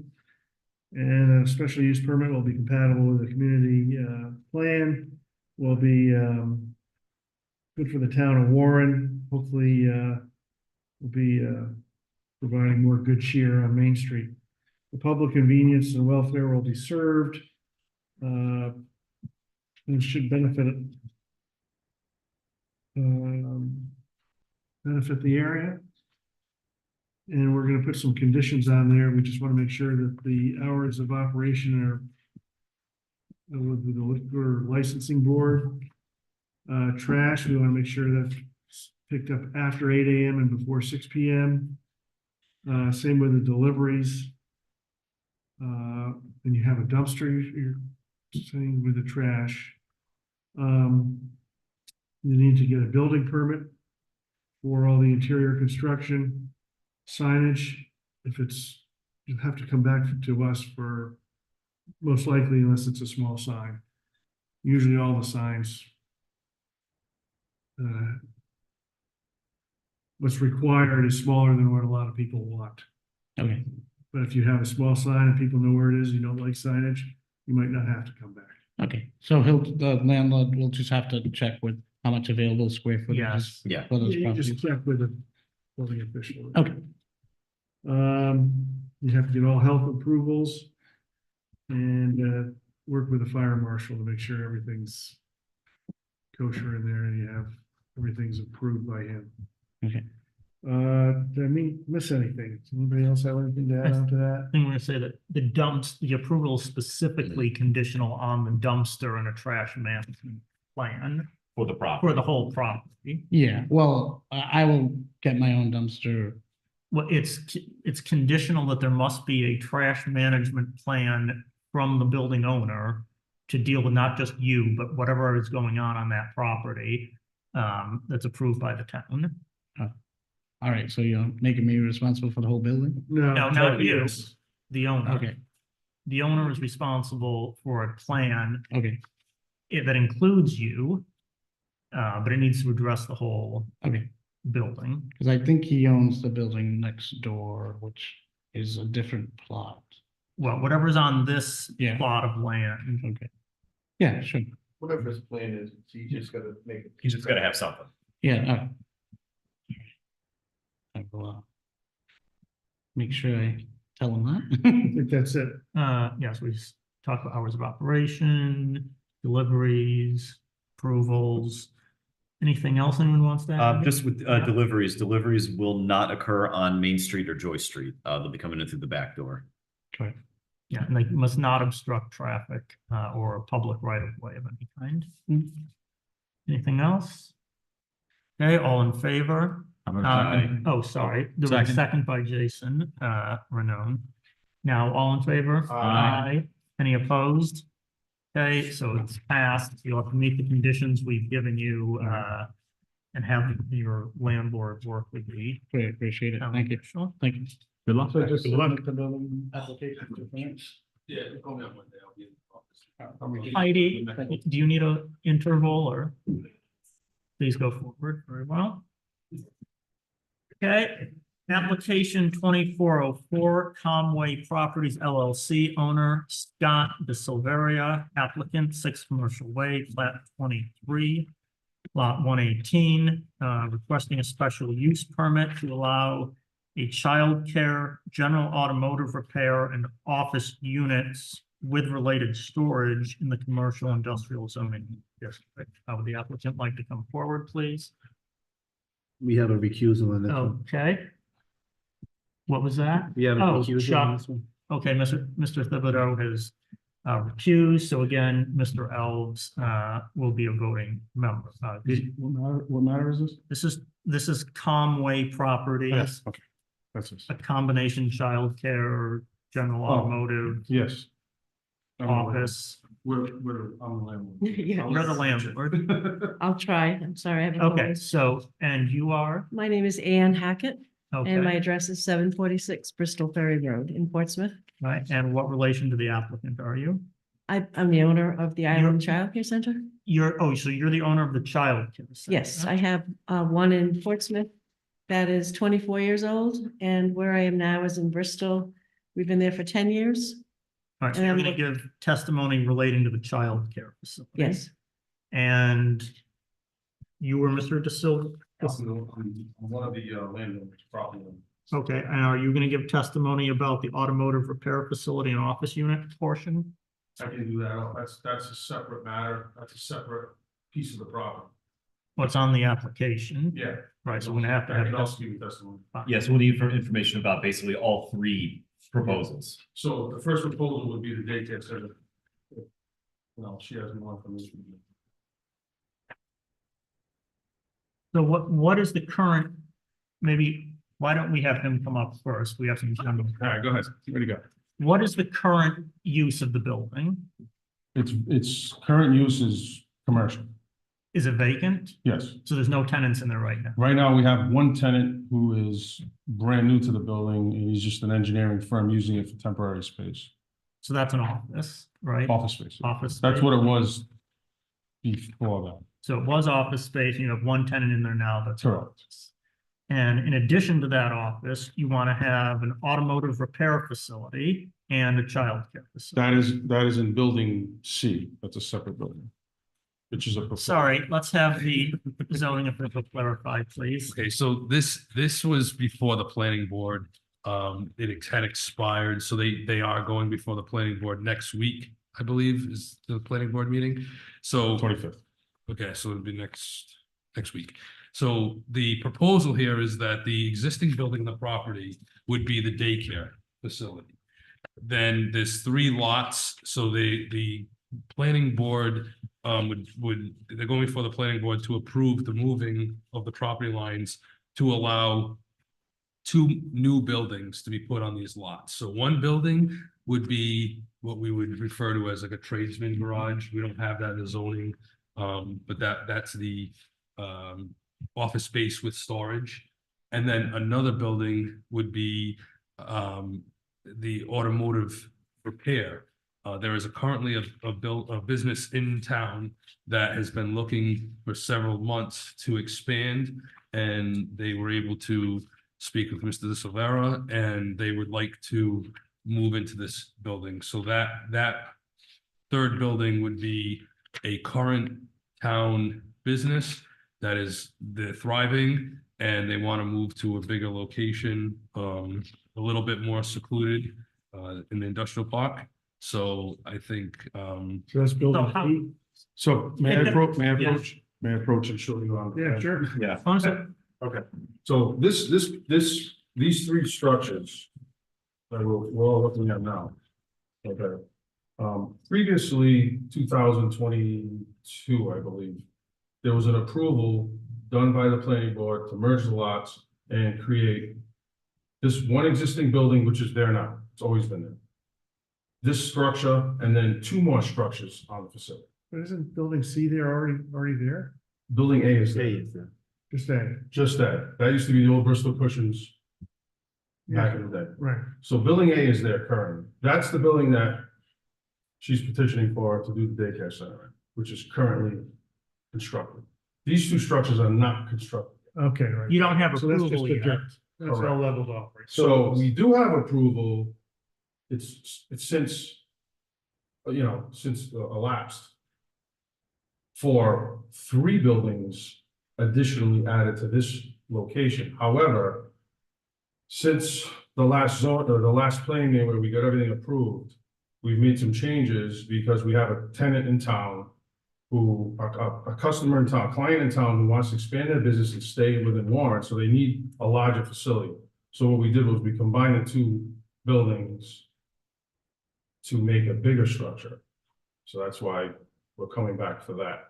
However, currently, she's here today She's here about the child. about the childcare center in the current building that's there now. These 2 new structures are not constructed. All right, so we're These are only, proposed. correct, so we're only hearing testimony about the childcare center. The other ones will have to cross those When later, if they ever get. if they get built. Okay. no, that is, you would be hearing the testimony on all 3. All 3. It's not been approved by the planning board. How? It can has yours- been.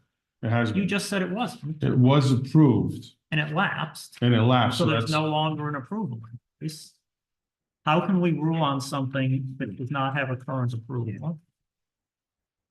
I'd have to. Let the solicitor- refer that to the solicitor. So clarification, the planning board meeting next week, what exactly is that meeting for? So the town planner put us on that meeting to go over the correction of the original approval. The original approval lapsed, right? It no longer exists. It expired. Well, that's up to you up to the planning board and to the town to determine. Well, no, I'm when- pretty sure. So it has to go to them first. Yeah, when did they grant the original approval? I'd have to look back in the record. I believe. So it's you got 22. 12 Was it 22? So you got- October 22, I believe. So they have 12 months from the original approval. I believe it's 2 Yeah. years. Was it 2 years? I'm not sure about the specific. I spoke to my attorney. I think it was 2 years, Sakachi said. I'm not sure. But All right, well, here's my point. I don't think we can approve something that's hypothetical. We can certainly hear testimony about the childcare center, which is going into a building that we know exists. As far as the other two buildings, we don't have parking plans, site plans. We don't know if these are going to necessarily be built this way because they haven't been approved by the planning board. And one's a special use permit for a building, the other ones might be a variance for the property line or something. So if I may make a request, if I may, Yeah, we brought it in front of the board. So you would have an inclination of what we would, obviously, we're gonna have to come back to get the special use permit, but at least now you're kind of aware of what's going on with the property, with the current I testimony. mean, that's- we can hear a special use for her daycare. Correct, but with, as a request I'm making is so that the board can see what the whole picture looks like That's fine. currently, okay? So that's kind of where we're at with that. Oh, That's portion. appreciated. We just want to make sure Yeah. we're talking about the right thing. Yeah. Yeah, earlier you mentioned some things that I agree with, so that's why let's bring this forward and show you what's going on prior to us coming back again. At least you can see what we're thinking about. That's fine, but whatever conditions and findings we make have to be based upon the childcare use and building A as it currently exists. Yeah. What may or may not happen in the future cannot be used as a finding of fact. So. You have something else? Yeah, just for Mr. Peralta? clarification, and this is gonna be a question for the solicitor. Due to the fact that they are going before planning on the 25th, can the second part of this application be continued to the next meeting? Like bifurcate it. Yes, because there's potential that the planning board could approve the second part of this application next week. And now the applicant would have to re-advertise, reapply for everything for that second part. That could be reasonable. Well, here's a question, because ultimately we're talking about 3 different buildings. So for all intents and purposes, the decision of this board has to be 3 separate special use permits. Because we can't condition a special use permit for one building on another building's occupancy. So really, the final result of this application needs to be 3 separate individually decided special use permits. So we could potentially make a decision on building A, continue the decisions on building B and C until planning board has approved it. Yeah, we're not making any decisions on B and C because they don't exist. Because it was advertised, so we've already advertised the. I think you've already advertised it. Yeah. It's clear. Yeah. Will it be a notice issue if we make this decision because it was advertised essentially as one overarching special use. Is there going to be, Mr. Split, is it okay if we split it administratively? Yes, as long as there's a motion on that you're making that modification to the application, you have the ability to do that. I'd say as far as notice is concerned, right now, it's very clear to a interested individual what's going to be before the board tonight. The specifics of what the board does, doesn't really have to be in the notice. All right, so let's have a motion then that tonight we will be addressing the special use permit for the child care center that's in what is known as Building A only, and the other special uses will be continued to a later meeting if someone wants to. I'll make that motion. To that. Second. Okay, all in favor? Aye. Any opposed? All right, so for the purposes of this hearing tonight, we're talking about the child care facility and the special use permit for that in Building A. So I think you can come back up, please, and describe what you'd like to do in Building A. You should make this exhibit A or something like that. Oh, is that? I think it's I included think in it's in the, it was in the package. Is it?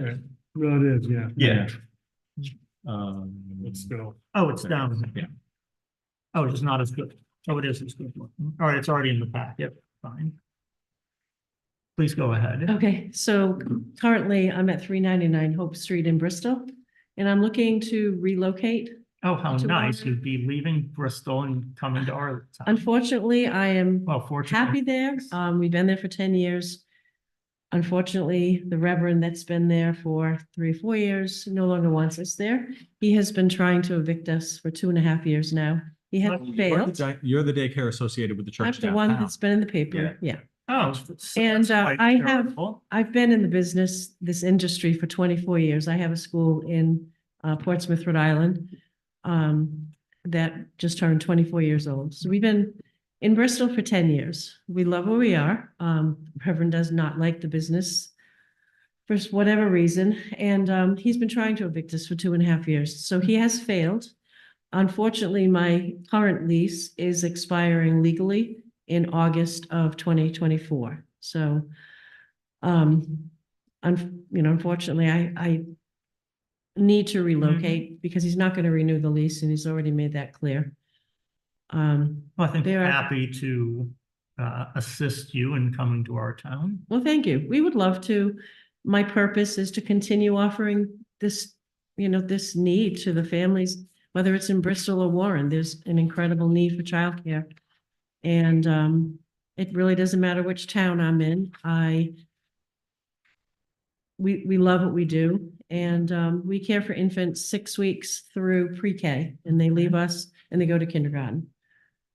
So, Just describe a little bit about, are you taking, it looks like 2/3 or some portion of building A, it's about 4,000 square feet of 7,000 square feet. and the rest is vacant over Yes. at the time being? Yes, All right, so you're taking a portion of building A for your childcare. facility. yes. And we're licensed by the Department of Human Services, Mhm. and they have visited the site about 4 or 5 weeks ago. And first they do an on-site walk around, which they did, and then they give us, I think you all have a written, something. You have something. Yeah, a letter Mhm, from yeah. Sarah, explaining that once we abide by all the regulations, that the state of Rhode Island want us to adhere to, then we'll be licensed, but it's a process. But the first process is getting a special use permit.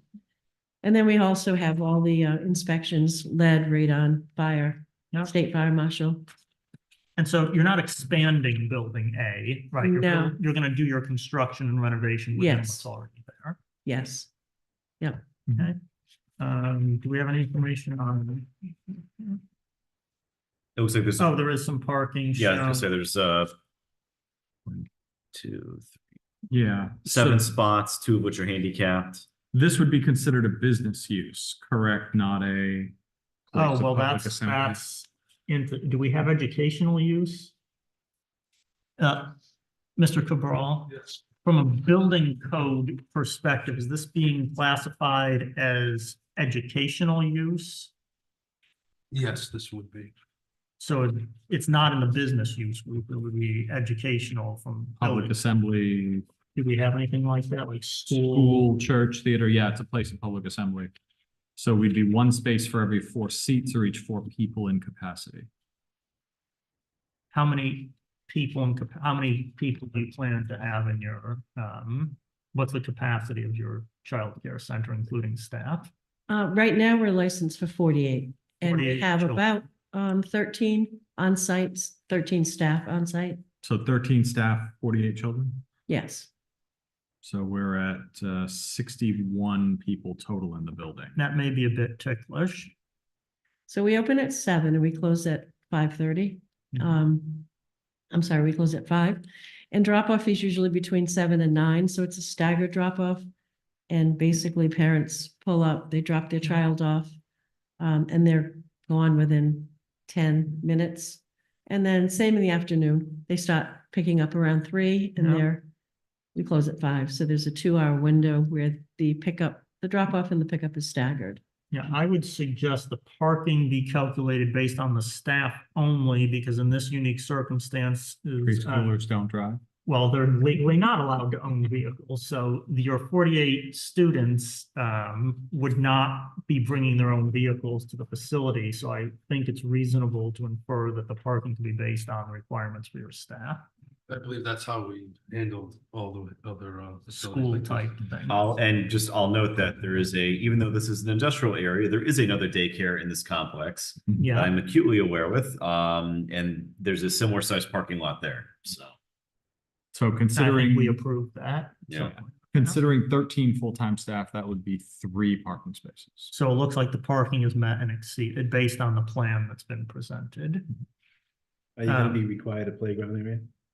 Yes, and there's plenty of playground square Ah. footage on one Well- side of the building. That's interesting. That has already been approved by the state as well. Yeah, but can the playground be built beyond the setbacks? I assume this red line is the setback.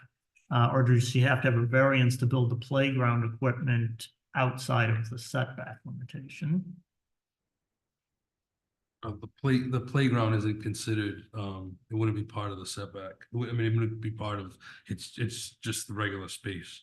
Yeah, But if you build something like a climbing structure, that's a structure then. but isn't that portable? Like, how would No, that be that's- different than me having like a picnic table on my patio? Well, is it poured into the but is that concrete foundation poured into the? Well, no, ground? but like, I'm just hypothetical. I don't know. Is it gonna be, let's say, is it gonna be movable playground equipment, or is it gonna be permanently anchored into the ground? Most of it is not anchored, and again, it's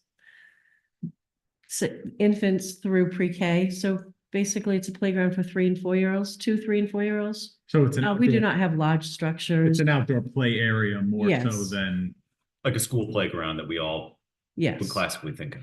for 3, 4, and 5, yeah. I was Those there are any, swing sets and slides and stuff, so this is even smaller than that. It's more like a sandbox. What I'm saying is, it's not Yeah. like it's the, it's not a semi-permanent it's not like the structure. pirate ship they've got down at the park on Correct. Baker Street. It's You're a- talking like, It's a very simple playground. you buy it at a store, Home Depot, put it together, and there it is.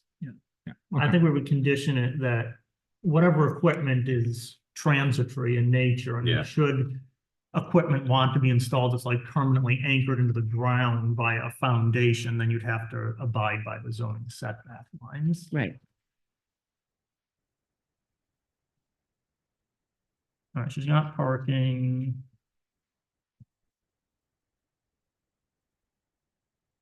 although I'm guessing there isn't a lot of it.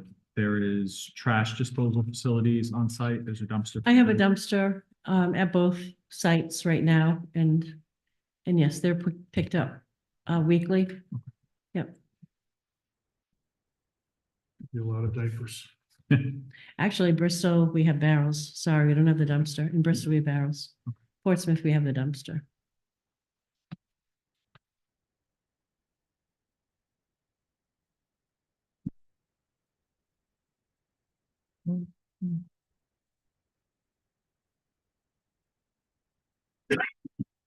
You already stated what the hours of operation are going to be, and Yes, it opens at, we open at 7 and we 7. close at 5. okay? We're closed on holidays and weekends. You close on holidays and Yes. weekends also, so it's only sort of business days that you're. Yes. Okay. Are you going to have any exterior signage on the building, or a ground mounted sign or anything? We would like to have one sign. Okay, Yeah. so the property owner will have to, if the sign that you're proposing plus any other signage floating on the property is in excess of what's allowed under the ordinance, you'll have to come and get a variance for it. Okay, If it's under the amount that's specified, then you're fine. okay, So just for your knowledge, if further buildings are constructed, right, if she puts up a sign and it's within the ordinance and she's all good to go and it's fine, and then you build more buildings, and if they add signage and it adds to the total amount of signage, they'll have to come back. I mean, her sign alone might be more than what's. Understood. we're in the historical district in Bristol right now, so we have a very small sign, which we will be taking with us. Oh, Bristol's got nothing on us. The signs. But just coordinate with the landlord, Okay. and they'll measure the sign, right? Each side of, if it's a two-sided one, it counts on each side and, you know, various Yes. things.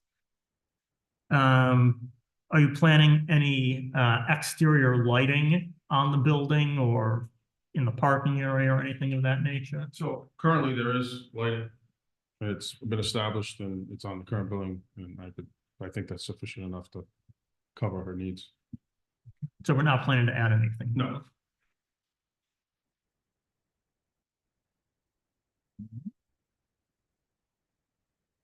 So is your part of the building the part that is closest to the parking area? Yes, So, your families would be coming in through the front door that's kind of in the middle of that and right in the parking, by the parking, and they'd go right in. yes. Okay.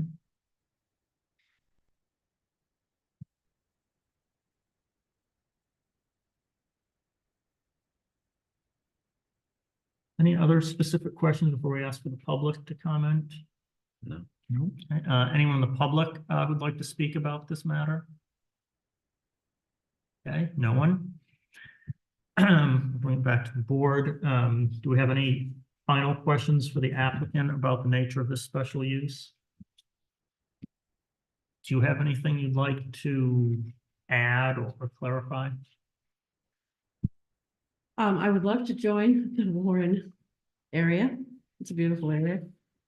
We're always happy to have people abandon Bristol in favor of Warren.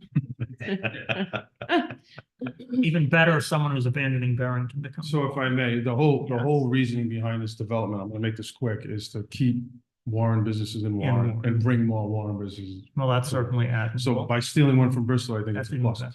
And we also have one that's currently in Warren that is. And I only was two- his guidance counselor. Oh, really? Ironically, so, and the proposed buildings that we're building, we'd like to build, are, also going to maintain new business and current business in Warren. Okay. And that's our object, so Very good. hopefully, Well, I think that we have to speak to that it meets the intent of the comprehensive plan. And part of the comprehensive plan is to grow and maintain our business base in the town of Warren. So, I think we've heard testimony that satisfies that. So is there a motion on this application for the special use for the child? I can make it. You want to do that? Yeah. I will move approval of application number, was it 24-04 Comway Properties LLC, owner Scott D. Silveria, applicant, 6 Commercial Way, plat map 32, lot 118.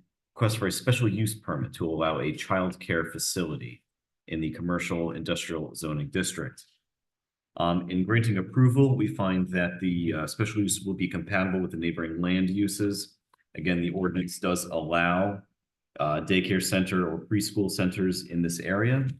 And as indicated, there is another childcare area within the same industrial park area. So we do find that this will be compatible with what's already in the area. We find that in granting the special use, it will not create a hazard in the neighborhood. Again, this is an existing structure that will be is going to be occupied. There has been a parking plan presented that shows 7 spots where, what do we say? Three are required, so that would meet this as well.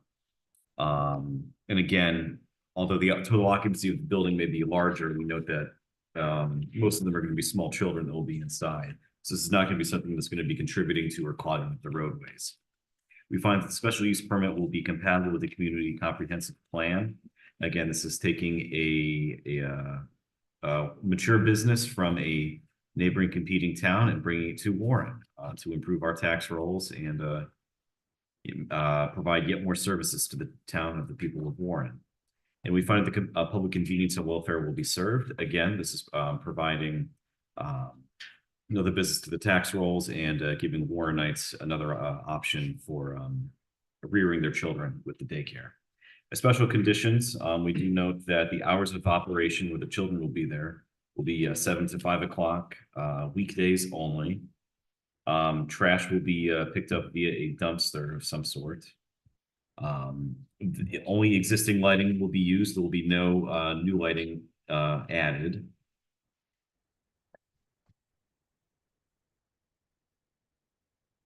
Contingent upon other approvals from Oh, yeah, this is. health and. Yeah, and services. approval of this special use is strictly contingent on approval from any other state, local, or other regulatory bodies. We will further note that this special use permit only applies to building A on the provided site layout. And it's only a portion, what did you say, 4,000? 4,000. It's be 4,000 square feet of Seven. building 72. A. Of building.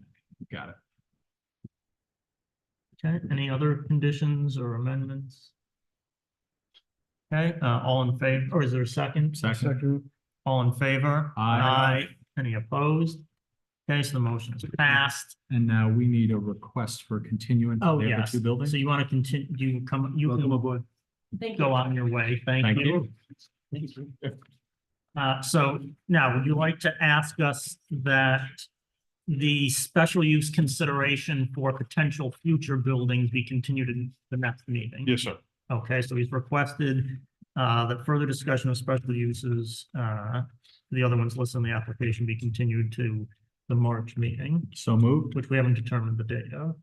Is there a second? Well, actually, it would be a future meeting just to Oh, give a future meeting. Well, planning So it's enough not the flexibility. Wednesday?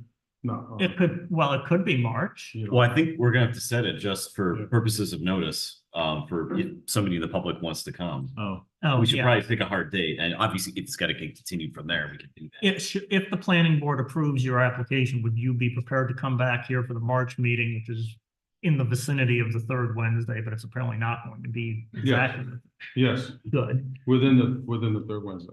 something in that neighborhood. Fine, so he's asked for a continuance of 1 month to whatever the date of the March meeting. Okay, so moved. is there a second? Second. All in favor? Aye. Any opposed? Okay, so you can Thank you. come back, he'll let you, or someone from the office will let you know the exact date. Thank you very much.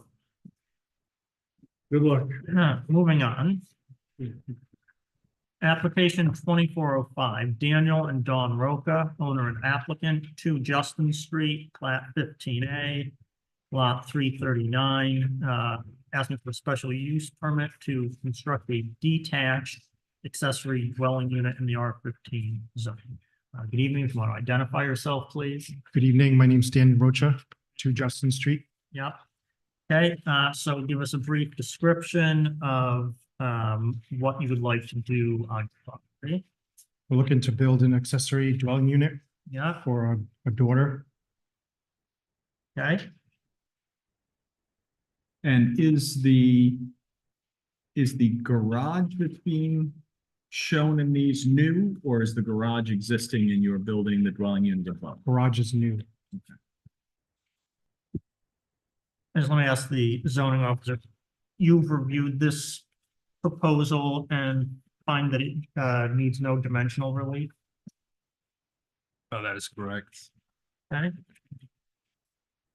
You're building a new garage and it's going to have an apartment above the garage. Yes. And it's not attached to the house, it's just right next to the house by 8 feet. Yes.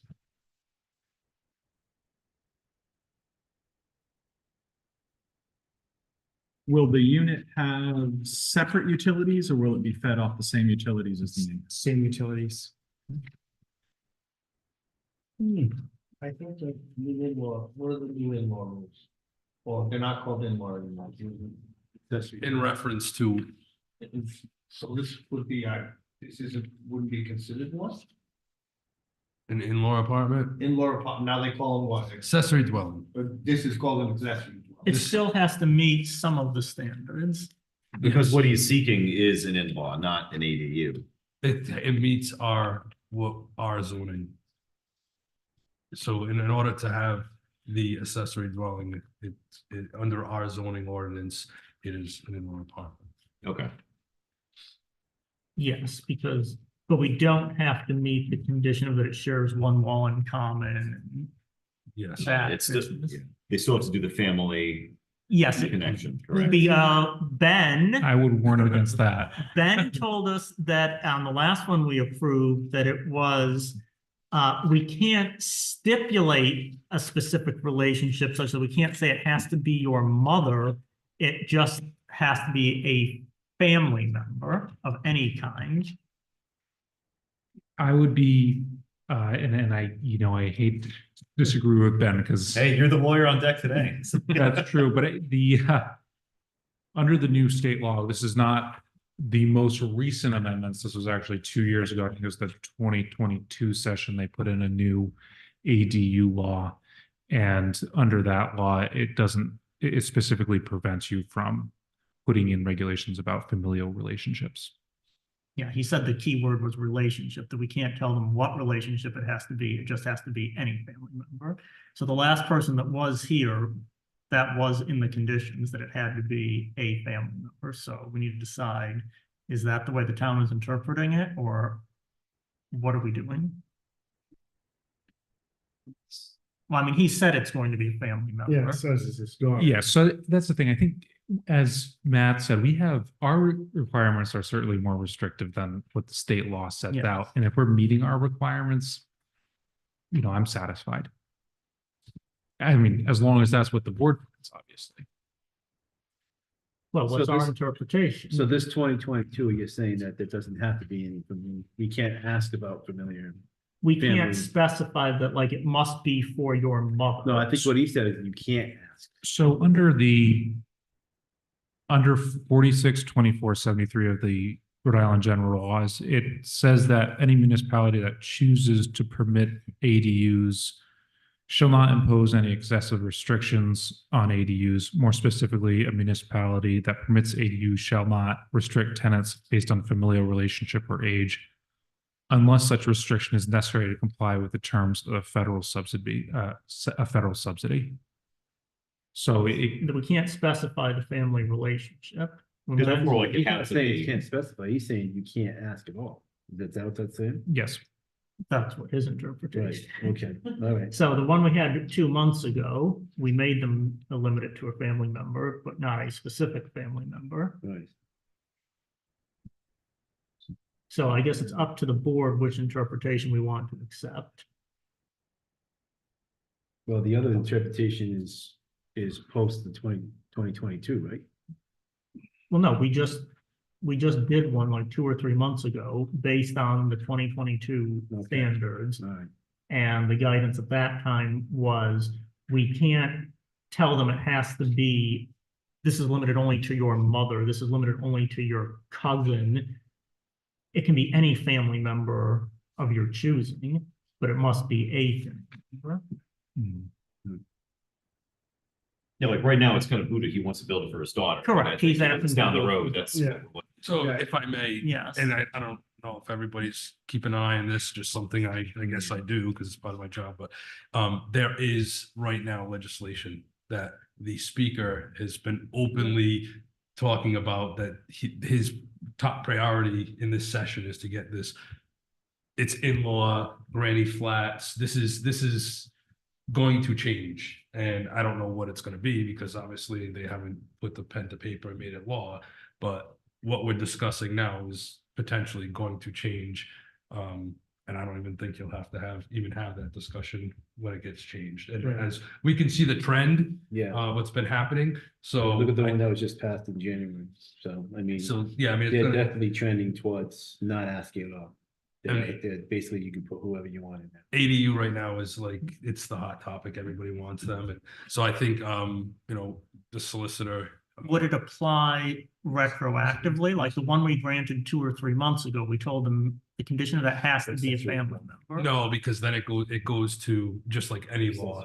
It's from that Yeah, point from that forward. point Now, and this is, the solicitor would just clarify this for me, but tonight, if you were to make a ruling on this, this applicant, and then the new law comes in, he has the right to come back and reapply Correct, to meet the new standard. Correct, because if we said, based on our, because the current ordinance we have in town, so that has to be limited to a family member. So if you're building it for your daughter, so it's limited to a family member, that's fine.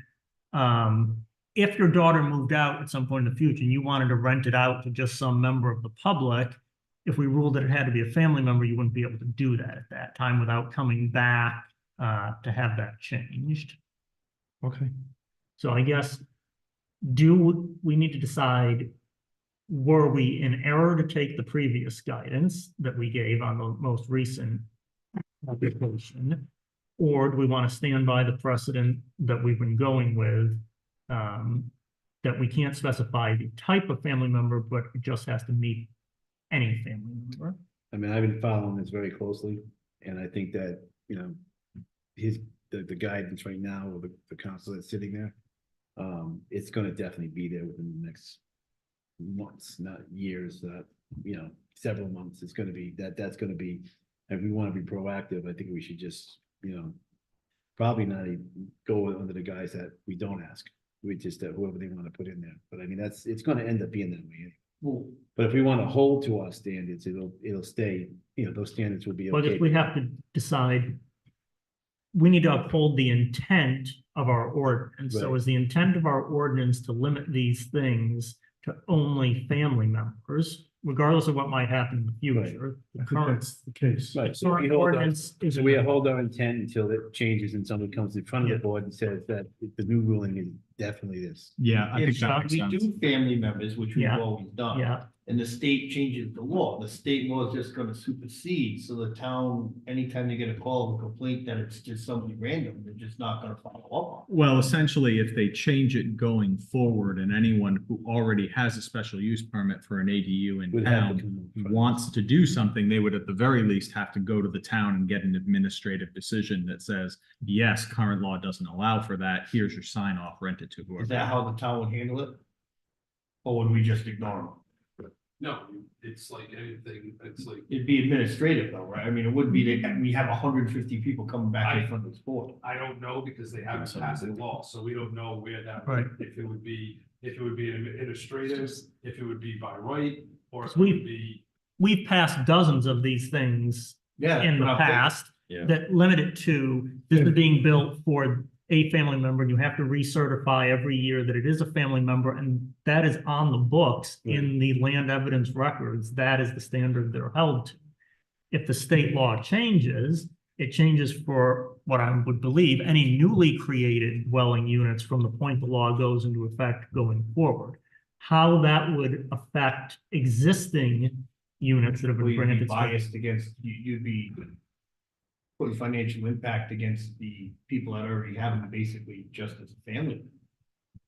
That would have to be determined by not us. It's like Matt's saying, I think the way it's gonna go is like the way the law just passed in Could be. January. Is that, it's probably gonna end up being they're not gonna say you can do it now from this point on, they're gonna say it's by right now. And it's never gonna come in front of our board anymore. 'Cause Could like, be. The new law that just came out is by right. So like, I have people doing it right now where they have a mill building and they're putting in so many units and it's by right. As long as they meet them standards, they go in by right, it doesn't come in front of us at all. That's pretty much what the new laws are doing. It's kind of taking the sale out of our board. So, you know, I'm with you, just stay until we have to, you know. keep it Yeah, until I we would have say, to. I mean, my recommendation would be to stay with our interpretation that we have used under our current ordinance. As, you know, we have been doing, that we can't specify what kind of family member, it just has to meet the requirement at present for a family member. Is everyone on board with that? Yes, I am. Okay, so that's what we're doing. So it doesn't really affect you, because you've already stated it's for your daughter. Yes. So now we got that part out of the way. It still has to meet some conditions of the accessory unit and the special use. We still have some we go to the section that's specific to the So all that's on the property right now is a single family home, with all the uses or anything going on there? Correct. Yeah, so it looks like when you build the garage, you're gonna kind of make it in line with the house and kind of expand the driveway space because the proposed garage structure is too big, correct? Yes. Okay. And there's not gonna be any sort of like, is there gonna be like a breezeway or anything that kind of connects them? No, no breezeway. Okay. So the garage is in itself, I'm assuming it's far more. It meets the requirements for an accessory structure over 120 square feet. Right, with regard to setbacks and all that other. So yeah, because it's not attached to the building, it becomes. It's just an accessory Accessory structure, like structure, it was a freestanding. 10 feet. Yeah, so Yeah, I so think it's just, yeah. well beyond. Yeah, we have to, it's just literally, can you put it here? That's it. Yeah. Okay. I mean, I will say, knowing that area, it is residential. Where there is a garage, mostly they're detached. You don't see the detached, but I don't think that the imaging that or the mock-up, it looks a similar style to the homes in the area. So the structure does kind of blend in. Note that. It's not something that screams apartment building. So this is going to be constructed in accordance with building and fire codes. Yes, absolutely.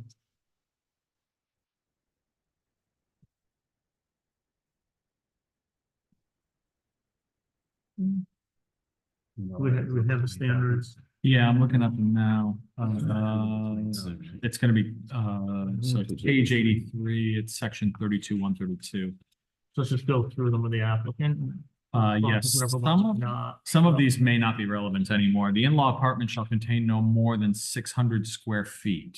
That's no longer, does the size restriction still stand? Under the state law, it's tricky on that because it says reasonable restrictions. Whether, 600 feet's a reasonable restriction, there's really no case law on it yet. So I'm expecting that there's been so much talk about this, so eventually we're gonna have some litigation on what is a reasonable restriction on an ADU, but I haven't seen it yet. So how big is this apartment? 945. 945. 945. Oh, I see. The apartment itself is 675. 675. Yeah, and it's gross. It doesn't include closet space. That would mean it's net. It's not, it doesn't, It does not include- 675 doesn't include like the closets as living space. Right, so it's net, not gross, because gross would include. Yes. Yeah. So yeah, the gross area, including the closets and the bathroom and anything else. I would say not the stair, but everything other than the stair is part of the apartment. So you're saying the usable area is 675. 675. Well, so how do we square that? Because right now, our reasonable standard says that the size is limited to 600 square feet. It contain no more than one bedroom. What is in this office? This is 945 feet. Yeah, you have to look at the total lot coverage, In which the is what Barrett said, 945. In the office, there's a squared off 1 foot 10 by 5 feet. What is that? Those are the eaves or the knee wall. Okay. So that's unusable. All right, so the thing is bigger than 600 square feet. By a good margin, it sounds. It depends on how I mean, you got 330, 125, another 125, there's 250 plus that. I mean, and then, the closet, the bathroom, right, that's part of the apartment. What about the stairs? I would say no to the stairs because it has a door. Yeah. So what does that take out? I wouldn't count the stair. Did you count the stair in this calculation? I did not. Okay.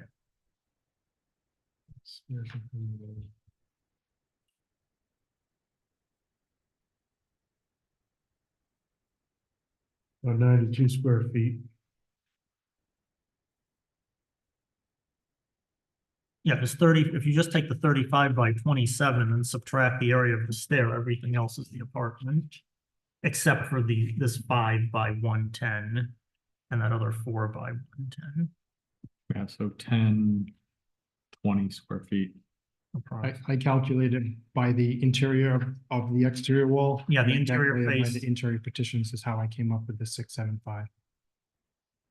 Yeah, generally it would be, it would include all partitions and everything from the inside face of the outside wall, everything within that would be considered the apartment.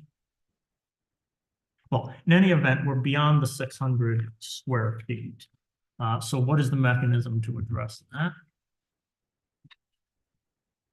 Well, I think that the mechanism would be a dimensional variance.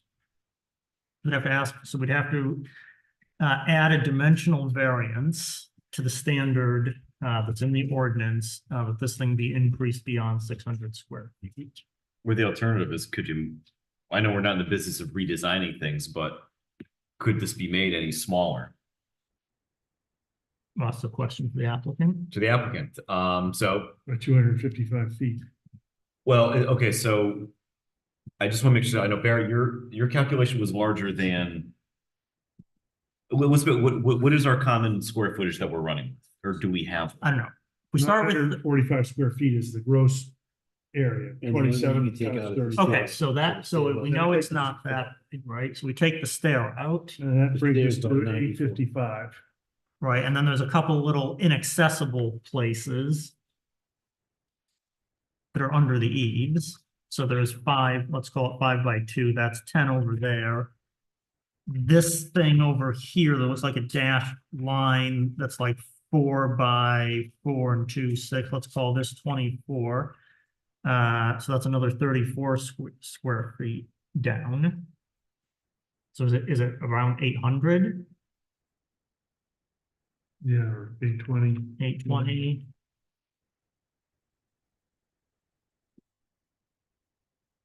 Should we say 850 to be on the safe side? Sure. So we have an apartment proposed at 850 square feet, where 600 is allowed. So for the applicant, is there a way that you could redesign, or is there a way that this in-law apartment could be built so that it is only 600 square feet? Or would that be something that's impossible or wildly impractical? I could shrink the depth of the garage and still fit cars comfortably. Well, it's also, Could. right, the apartment wouldn't shrink have to take up the whole footprint of the garage. Right, if the roof started up or something and then there was the apartment, but I mean, does 850 approximate square feet, is that meet what you believe the needs of your daughter would be? Yeah, it would be comfortable for her to have that space. All right, so can we add a dimensional variance to the application administratively, or because it wasn't advertised as a variance, we'd have to re-advertise it? Unfortunately, it would have to be re-advertised. So if we want a variance to allow the apartment to be bigger than the 600 that's currently in our ordinance, we would have to advertise for a dimensional variance. Would you like to do that? And that would require another. That would require another meeting. Yeah, like another round, so basically you'd have to, similar to you did for the special use, provide notice to all the neighbors, you'd have to do that as well for the dimensional. We could hear them then simultaneously. That would give you. But We because of already it, took that out. but because a variance is something that's separate from a special use, they have to be advertised separately, even though. Unless, well, because it doesn't meet the standards, the special use specifically says the size is a standard. Yeah, Right, so there's no way we could approve the special use and say like, this is contingent upon you getting a variance for size, because in this very particular instance, the size is directly tied to the special use. All right, so let's just go through the other ones and see what other problems we may or may not have. So an in-law apartment shall have at least one wall in common with principal residence. We've determined that's no longer. That's no longer. Utilities, including electric, plumbing, heating, shall be common to both the principal residence and the in-law Is that apartment. something we can still require? Is that a reasonable condition? That the utilities have to be shared? You already Well, they're said the doing that electric anyway. is, yeah. They Is all are that, gonna is that a hear function too. of it I'm being an not gonna accessory make it so. dwelling unit? Are they, but in this circumstance, they are. They are. Yes, they are. So it would meet the standards. yeah, it's the standard. Fine.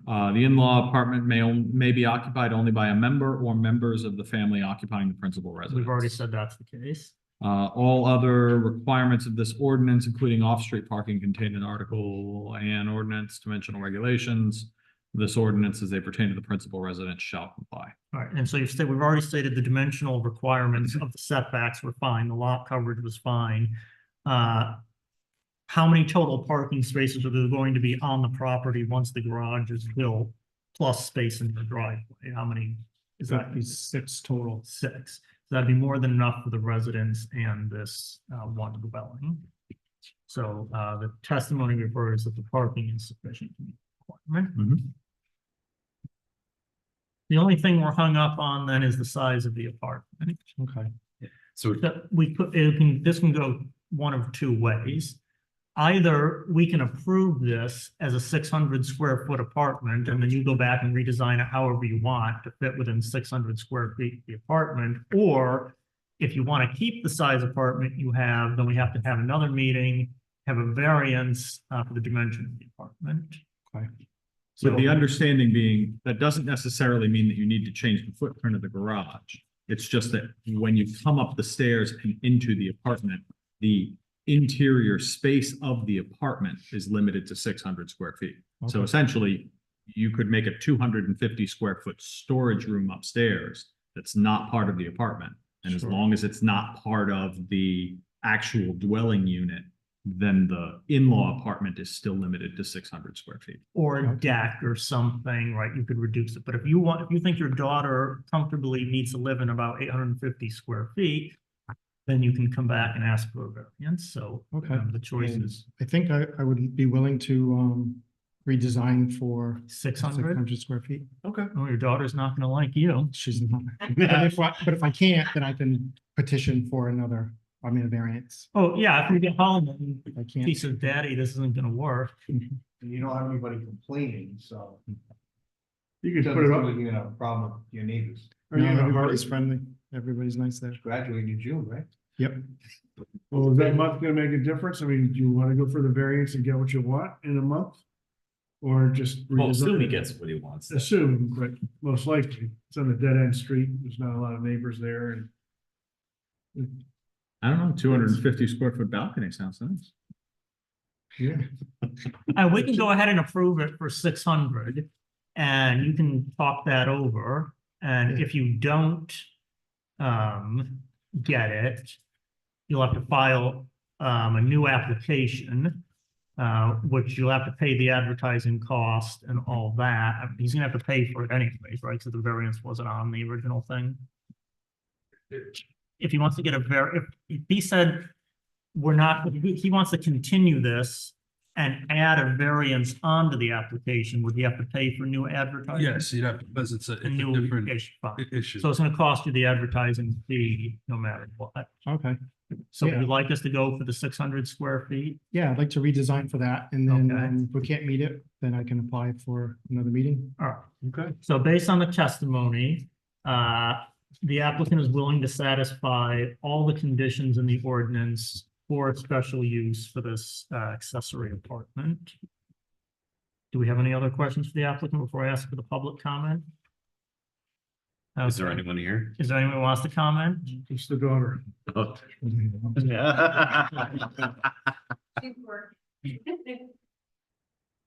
All right, any other questions for the applicant, or is there anything else you want to add? I don't think so. I mean, did you already show her this plan? Yes. Oh, well, just erase these numbers, and maybe she won't remember. Yeah. Is there a motion on this application? I can make the motion. I move approval of application number 24-05, Daniel and Dawn Rocha, owner and applicant, 2 Justin Street, plat map 15A, lot 339. Request for a special use permit to construct a detached accessory dwelling unit in the R15 zoning district. In granting this special use permit. Yeah, we're gonna have to do both sets of standards. Yeah, that's what it is. We find that the special use will be compatible with the neighboring land uses. Again, this is going to be a garage on the downstairs and a ADU or in-law on the upstairs. We find that this is something, there are detached garages in the area. And certainly, these are things that we're starting to see being built around the town with more and more frequency. We find that the special use will not create a hazard in the neighborhood. There has been testimony that there will be 6 off-street parking spots available, which more than exceeds what the requirement would be. So this will not be something that causing a nuisance on the streets. We find that the special use will be compatible with the community comprehensive plan. Again, this is going to be improving off-street parking for this small neighborhood, as well as increasing the housing stock for a family member so that she can live close to family and stay in town. And we find that the public convenience and welfare will be served for those same reasons. As further standards, because this is an in-law apartment, we have some other standards that need to be met. First, that the in-law apartment shall contain no more than 600 square feet of living space and no more than 1 bedroom. We reviewed the plans. There is 1 bedroom, and the applicant has agreed to redesign the structure to comply with that 600 square foot requirement. Utilities, including electric, plumbing, and heating, shall be in common to both the principal residence and the in-law apartment. And there has been testimony given today that the utilities will be shared. Third, the in-law apartment may be occupied only by a member or members of the family occupying the principal residence. Again, there's been testimony given that this will be built for his daughter, who's going to be graduating high school this year. And again, just to reiterate this board's interpretation that we don't have to specify what type of family member, just that a family member stays here. And lastly, that all of the requirements of this ordinance, including off-street parking contained in Article 18 of this ordinance and the dimensional regulations contained in Article 13 as they pertain to the principal residence, be complied with. Obviously, in constructing a new building, all fire, safety, health, building codes will have to be followed, as well as anything else that the building official may require. Okay, are there other conditions or amendments? Is there a second? Second. All in favor? Aye. Any opposed? Okay, so that's passed. So you can go see what you can do if you can get that down to 600. Might see you in a month, who knows? Thank you very much. Good luck. Have a good Good evening. luck. Okay, that closes the application portion of the meeting. So now we have a couple of administrative matters. First, we have to nominate officers for the current year. We will begin by asking for their nomination for the position of vice chair. I'll make a motion to nominate Jason Renaud for vice chair. All right, so I would just say that Barrett has asked that he step back a bit from his role as vice chair, and so he is nominating Jason, which follows the general practice of this board, as Jason is the next most senior member of the board, should he choose to accept the nomination. I do. Okay, are there any other nominations for the position of vice chair? So is there a second to the nomination? I'll second it. All right, all in favor of Jason Renaud for vice chair? Aye. Any opposed? All right, so the position of vice chair has been filled. Are there any nominations for the position of chair of the board? I'll make a motion for Andrew Ellis to be chair of this board. Okay, thank you. I will accept that. Are there other nominations for the position of chair? Okay, so is there a second to the motion? Second. Okay, all in favor of myself as continuing the role of chair? Aye. Any opposed? Okay, so the officers are established. Do we need to reappoint Maya? No, Okay. I don't. No. She would say no. I know. Yeah, that's why you said no. Yeah, I would just say, thank you to Barrett for his leadership as vice chair and for his duties and responsibilities, and the commitment he's given to the board. So we greatly appreciate that, but we understand that you need to take a little bit of a step back from that position. It's not much, but a little bit. Thank you. Next, we have to decide on a date for the March meeting.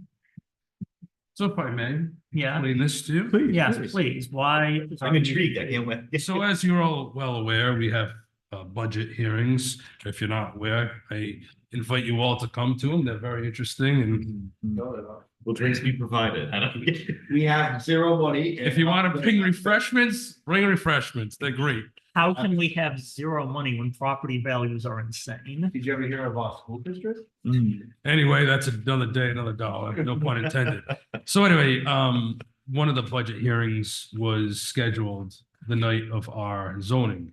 So, unfortunately, budget trumps zoning. We did have the option to have the hearing downstairs in the, youth center. But unfortunately, the council passed a resolution or agreement that any board meeting needs to be Zoomed.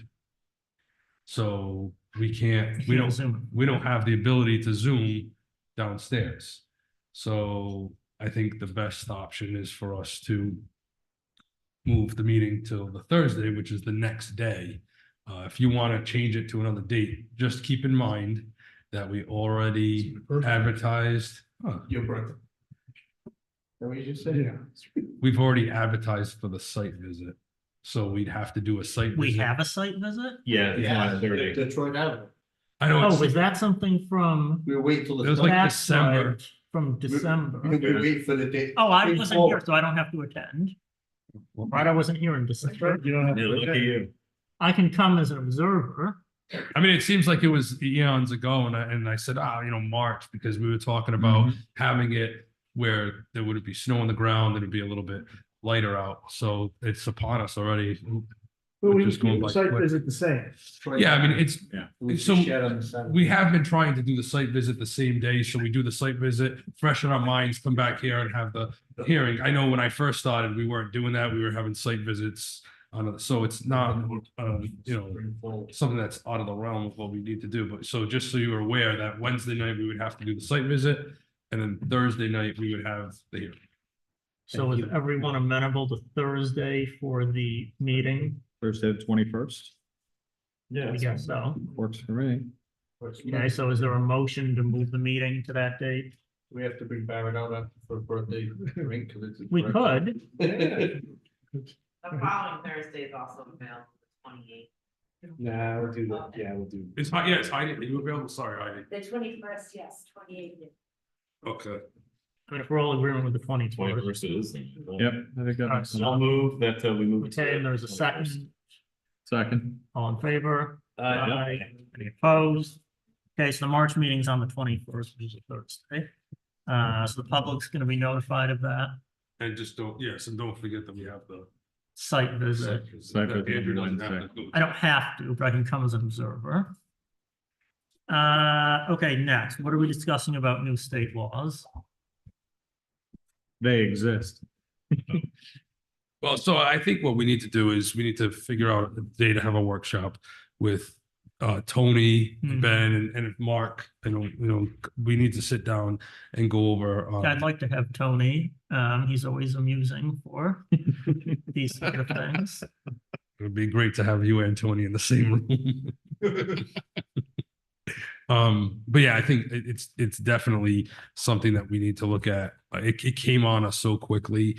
I mean, as I spoke about tonight. This whole thing about recalculating what the setbacks are So- for every individual property. Well, so what happens is ridiculous. anything that's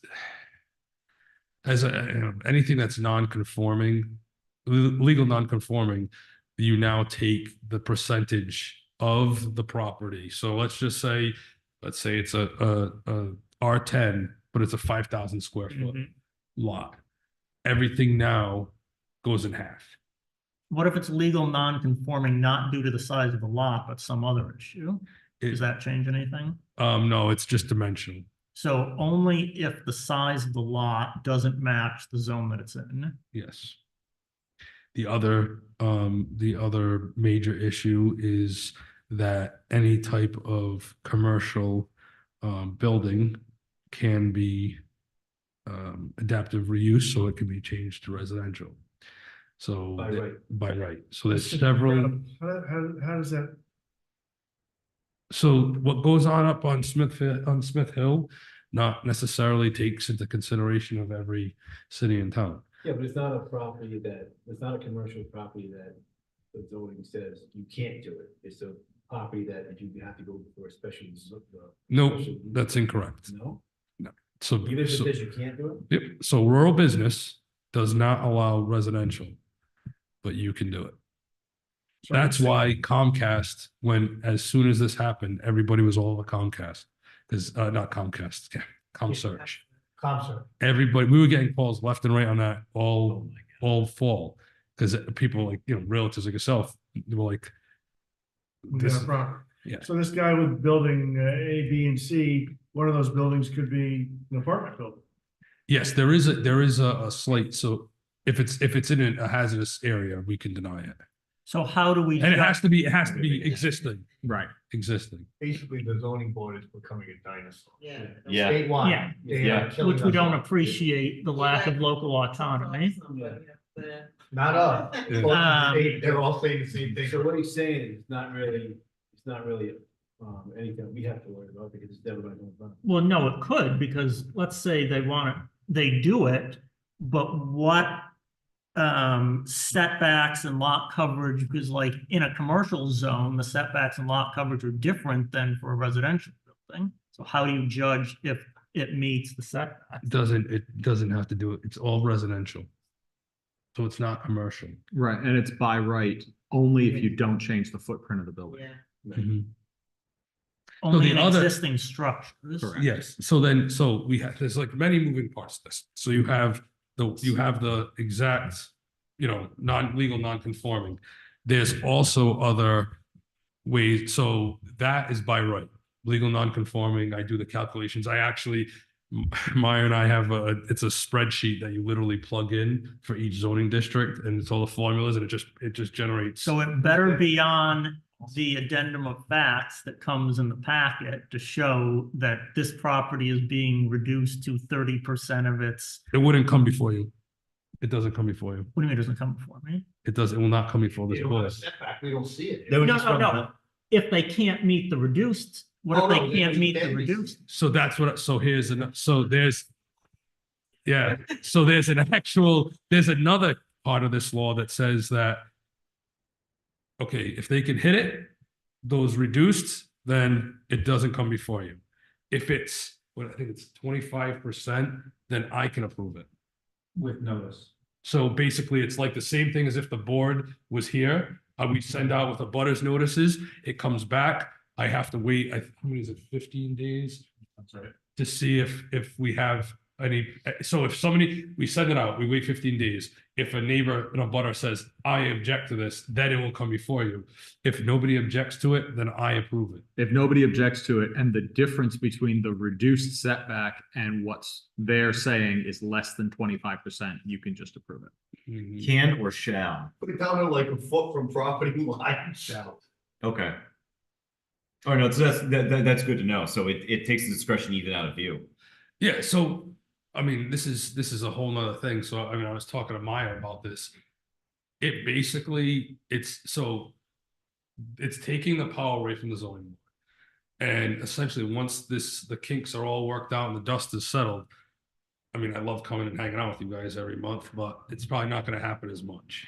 We're probably not gonna have as many hearings because they're making it so it doesn't come before the zoning board.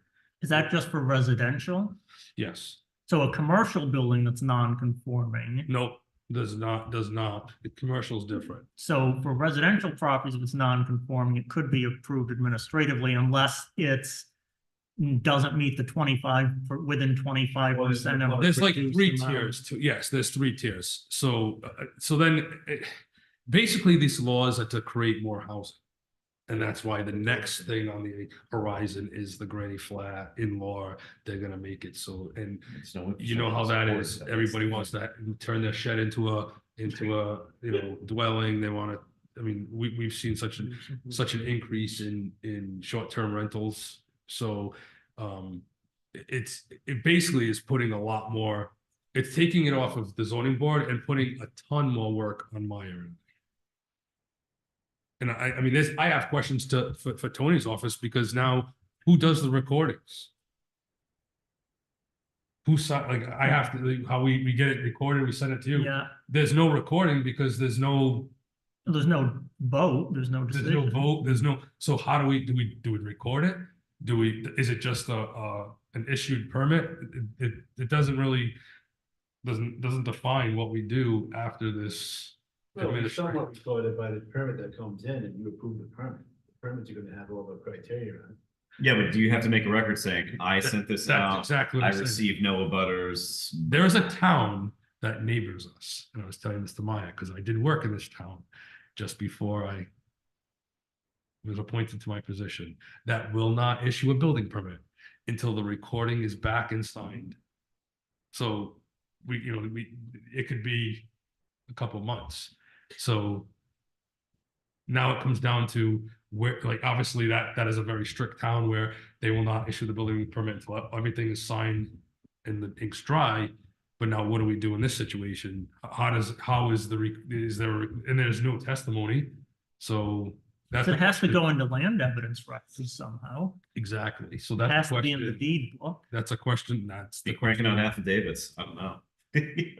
It's a question that I have for it. And I think this is something that it was just so quickly pushed. I don't want to use the term pushed. It was so Rammed quickly. through. I think that's. It was so Yeah. quickly approved and made into law that, I mean, even when I go to the state building officials meetings, and a majority of the building officials are not, well, zoning buildings, so they have it nice. That goes to zoning, and then they get these nice set of plans, and so, but when I talk to my colleagues, they all have the same, like, it's like a deer in headlights.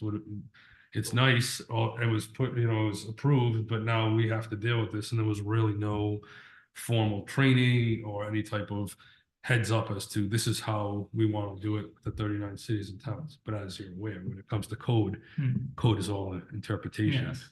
so how we interpret something here is different than when Barrington or Bristol or East Greenwich or. But if the residence meets the standard of that zone, so if you have a 40,000 square foot lot in an R40 and they want to go over the setbacks, then they have to come for permission. Well, they dropped to an R20. If they're on an R40, they drop to the R20 setbacks, right? No, why would they? No. If their lot is sized, if it meets the size of the zone, then there's no reduction in the setbacks. No, so then it's normal. Normal procedure. But then is it still a situation where if the ask is less than 25%, you could prove it administratively? Yes. Yes. Where we're going. Well, so clarification on that, so up to 15%, the town has to have in their ordinance that you have to have a modification provision in your ordinance if it's up to 15%. It gets a little into a gray area when it's 15% to 25%, where the town may not have to provide that modification adjuster. And the thing is, Matt is gonna have to actually assess the standards. So we certainly have to put in a 15% modification. And Matt is gonna have to make the determination of whether that modification is appropriate. Well, sometimes it's like a 90% modification. If the setback is 10 feet and the building's 1 foot from the property line, that's like a 90% modification. In which case it would go to before you guys. But so if it's anything that's 15 or less, it's automatically going to Matt. If it's up 15 to 25, it's gonna be up to the town to determine whether we want that to go to Matt or go to the zoning board. If it's 25% and above, then it's definitely going to you guys. Where does this sit with town council right now as far as getting the amendments to the ordinance put in to meet all of these new restrictions? I'm still working on chicken ordinances. Oh, the chickens. Oh, yeah. Forgot about those guys. Yeah. I didn't, I have to think about them the other day. Oh, no, yeah, that's a good one. That's a good one, actually. I'm working on that one. Well, because of all the small lots in town, we may still have a lot of business here because a lot of these things are like 90% relief if they're a foot from the property line that. I mean, everything over in Towissa, I mean, that's, it's not just like packing more, housing in there, but like real fire safety issues. Yeah. I mean. Yeah. I got a garage coming.